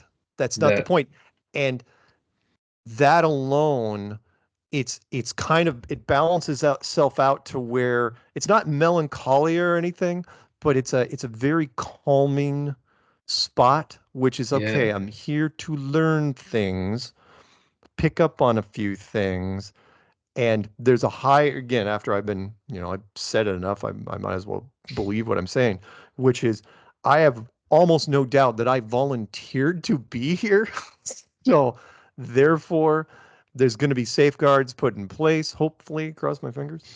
So There's yeah, there's a great book, and I think it's called. Oh, I can't see it from here. I think it's called "Say Yes to Life," something like that, yeah, and it's from the guy who created. Well, it's been bastardized, but it's like positive thinking therapy. sure. Um, but it's not what you think it is. Anyways, when he created it, he was a Jew in concentration camp, Okay. and his whole family had been murdered. Makes And sense. yeah, and after the war, they were like, "Well, how did you survive?" And he's like, "I just never gave up hope." And they're like, "What?" And he's like, "Yeah, like as a person, you have a moral duty to never lose hope, ever. Sure. And I was like, like, and that's the book. Like, that's the premise of the book. But he's making the argument of why this is the case.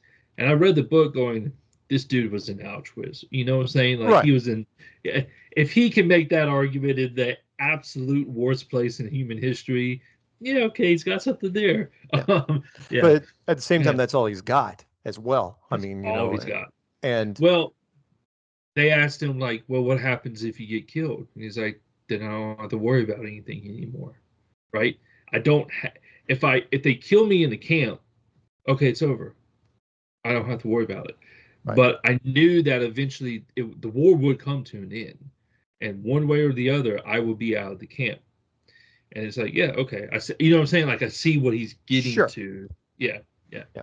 And no, but no, I try every day. I mean, that's my one of my mantras, which is I got nothing to lose right, at this point. Now, I'm not going to go nuts, but at the same time, I also learned kind of like along the lines of the astronauts. So something I tell people, I go, I will never, even though I'm a survivalist prepper guy, and love violent movies, I will never do anything malicious to someone ever again in my life. yeah, Because that's because I think the system is set up for that.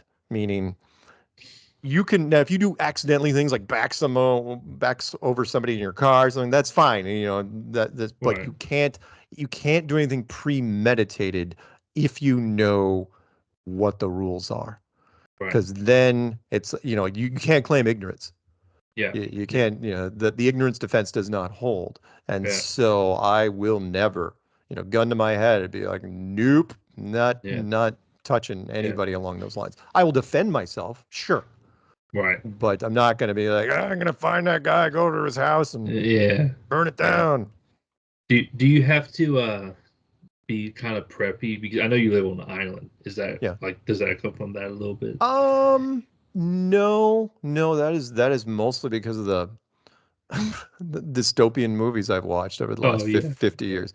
I mean, yeah, I've watched so many of them that I realized that most people aren't. They're not ready for anything. yeah, yeah. The Katrina. In fact, I wrote my survival guide called "Empty Shelves." Maybe I'll send you a PDF copy. The After Katrina, Hmm. because when Katrina hit, the city emptied, and out of only half the city came back. Because they Hmm. evacuated the whole city. Most of those people that came back didn't prep at all. No. And I mean, not a single bottle of water. I'm going, what are you talking about? Everything Yeah. flooded. You were evacuated from the city. How could you not? I mean, the most traumatic thing ever, the water's rising, right? People are dying around you. Why didn't you do it? Right. And their argument was, well, again, laziness, and well, it'll Yeah. never happen again, right? It's like Right. Yeah. lightning won't strike twice. It's like, Yeah. how could you even, the city's below sea level. Why would you Right. even think that? Yeah. It's not like we So, have a whole thing called a hurricane season. That right, doesn't exist. right. Like that doesn't Better happen every year. Yeah. it's a practical thing, which is Okay. I've always loved the saying, better to have it and not need it than to Yeah. need it and not have it. Yeah. So yeah, I mean, I've got stuff that's gathering dust, and I have to. It's a Yeah. pain in the ass to change stuff out every once in a while, Yeah. but I would rather have it. Yeah. And I mean, even little things like when the power goes out here, and you fire up the generator, and we had a thing Yeah. specially wired to the house. The house is back up. That you'd be amazed how much that changes things, Right. the quality of life. That's really what it comes down to. It's like, look, if I want to go out, during a dystopia, I want to go out on at least somewhat of my own terms. Yeah. I don't want to be huddled out in, the middle of nowhere with no jacket, you Yeah. know. That'd be terrible. How many people live on the island? I've always been curious. I've heard you talk about living there, Oh, so the South End, there's tens of thousands in the South End. okay. The North End, it's a naval base. It's a Okay. naval air station. Okay. And so it's not, no, there's civilization all over the place here. It's not It, small, small island. no, no, no, no. People ask me that every once in a while. I go, oh, Yeah. yeah, I joke with them. I go, oh yeah, and the town blacksmith pulls teeth on the weekends. Yeah. No, it's no, well, there's quite a few people here. I mean, Okay. there's a high school, an intermediate school, a grade school. There's a hospital in the North End. There's not a lot. The thing that's different is there's no franchises down here. Oh, that must be So fantastic. it is, Yeah. unless you're hankering for something, and then, Uh, like there was never, I mean, can you imagine? There was no McDonald's. There's a McDonald's on the yeah. north end of the island. And that's on the very, very tippy top. Of course, Naval Air Station has everything. They have Walmart, Right. they Right. have Starbucks, they have all that fun stuff. Down here, franchises were not allowed. And then Yeah. once the tech Okay. money came in, they even made sure it wasn't allowed, which Yeah. was weird. You'd think that Yeah. the That's weird. tech millionaires would want that stuff, and they don't. Yeah. It's like, nope, want to sit in my beach house, Uh, do nothing. What? Anything else? Charlotte. No, no. I was gonna say Charlotte's boomed so much that I hate franchises. I like small town stuff. That's Well, that's my hat, by the way. Try yeah, that. yeah. I Try saw that that. small. Yeah, That was sent to me, and I no, I agree. Rural America, I still love it. I love yeah, rural America. Um, I understand the industry behind us. I mean, American history. There's so many cool little things about it, and I love the country. yeah, But man, we take things too far most of the time, yeah, and then we roll it back only later. I did a yeah, video where I was talking about the mistakes that science doesn't apologize for, just mistakes in general. Things yeah. like we used to put cocaine in Coca-Cola. Of course, a Right. lot of people don't understand. It's like 3.5 grams a bottle, which is a lot. That is a lot. Um, we used to sell machine guns in the hardware stores. Yeah, We used to sell uh, heroin at the drugstores. yeah, Everything is at freaking drugstores. yeah, And it was only, we only rolled it back later. And then, all the mistakes, like lead paint, that was a thing, lead gasoline. One of my favorites, if you ever want to read a quick little story, look up a wiki entry, see if you can find the book on the radium girls. You ever hear about that one? yes, yes. I do know about them. Yeah, radium Yeah, girls. It's like a little yeah, thing. It's like, oh yeah, let's put tritium in paint, which would yeah, have worked, except that people forgot that the best way to keep a tiny brush pointy is to lick it. yeah, And it's like, oh God. yeah, That's yeah. a horrible Terrible. ending to that story. That's yeah. I would not want to do that. Anyways, I don't want to take up much more of your time. Oh no, I no, no, appreciate it. you can do follow-ups for this, by the way. If there's Okay. anything else in particular, after you listen to the playback again, the Yeah. recording will start as soon as, or pop up as soon as we're done. Okay. Um, if there's anything, email me, say, hey, send me this, hey, send me that, and I'll send you the links Absolutely. to whatever. Yeah. But I highly recommend all that other stuff. If you get a chance, I'll see if you can find the Discovery. Okay. Even more than Capricorn One. I mean, Capricorn One's a fine. It's an interesting little look on things, Yeah. but the Discovery's a fascinating. From your background, Yeah. you would like where that went. Again, Yeah. watching it, even though I gave you a little Okay. spoiler for it. Yeah. Yeah. That's fine. I appreciate you willing to sit down and talk to me. Yeah, yeah, no, happy to Yeah. do it. If you need other things in Yeah. detail, or you want to bounce something off me, by all means. Yeah. Okay. Cool. Yeah. When I emailed you, I was like, oh, well, yeah. Okay. I'm like, No, that, happy to that, do it. No, that's you're cool. you're a cool So, guy, and I'm glad yeah. that you and I followed some of the same gaming paths. Yep. So Yep. no, Yep. I'm more than happy to help out. Appreciate it. Thank you. Yeah. I'm gonna go get dinner. Well, I'm gonna take a shower and go to bed All because right. I've worked 12 hours today. All right. Have a good one, man, and Yeah. let me know how it goes. Thank you. Take it All easy, right. man. All right. Bye.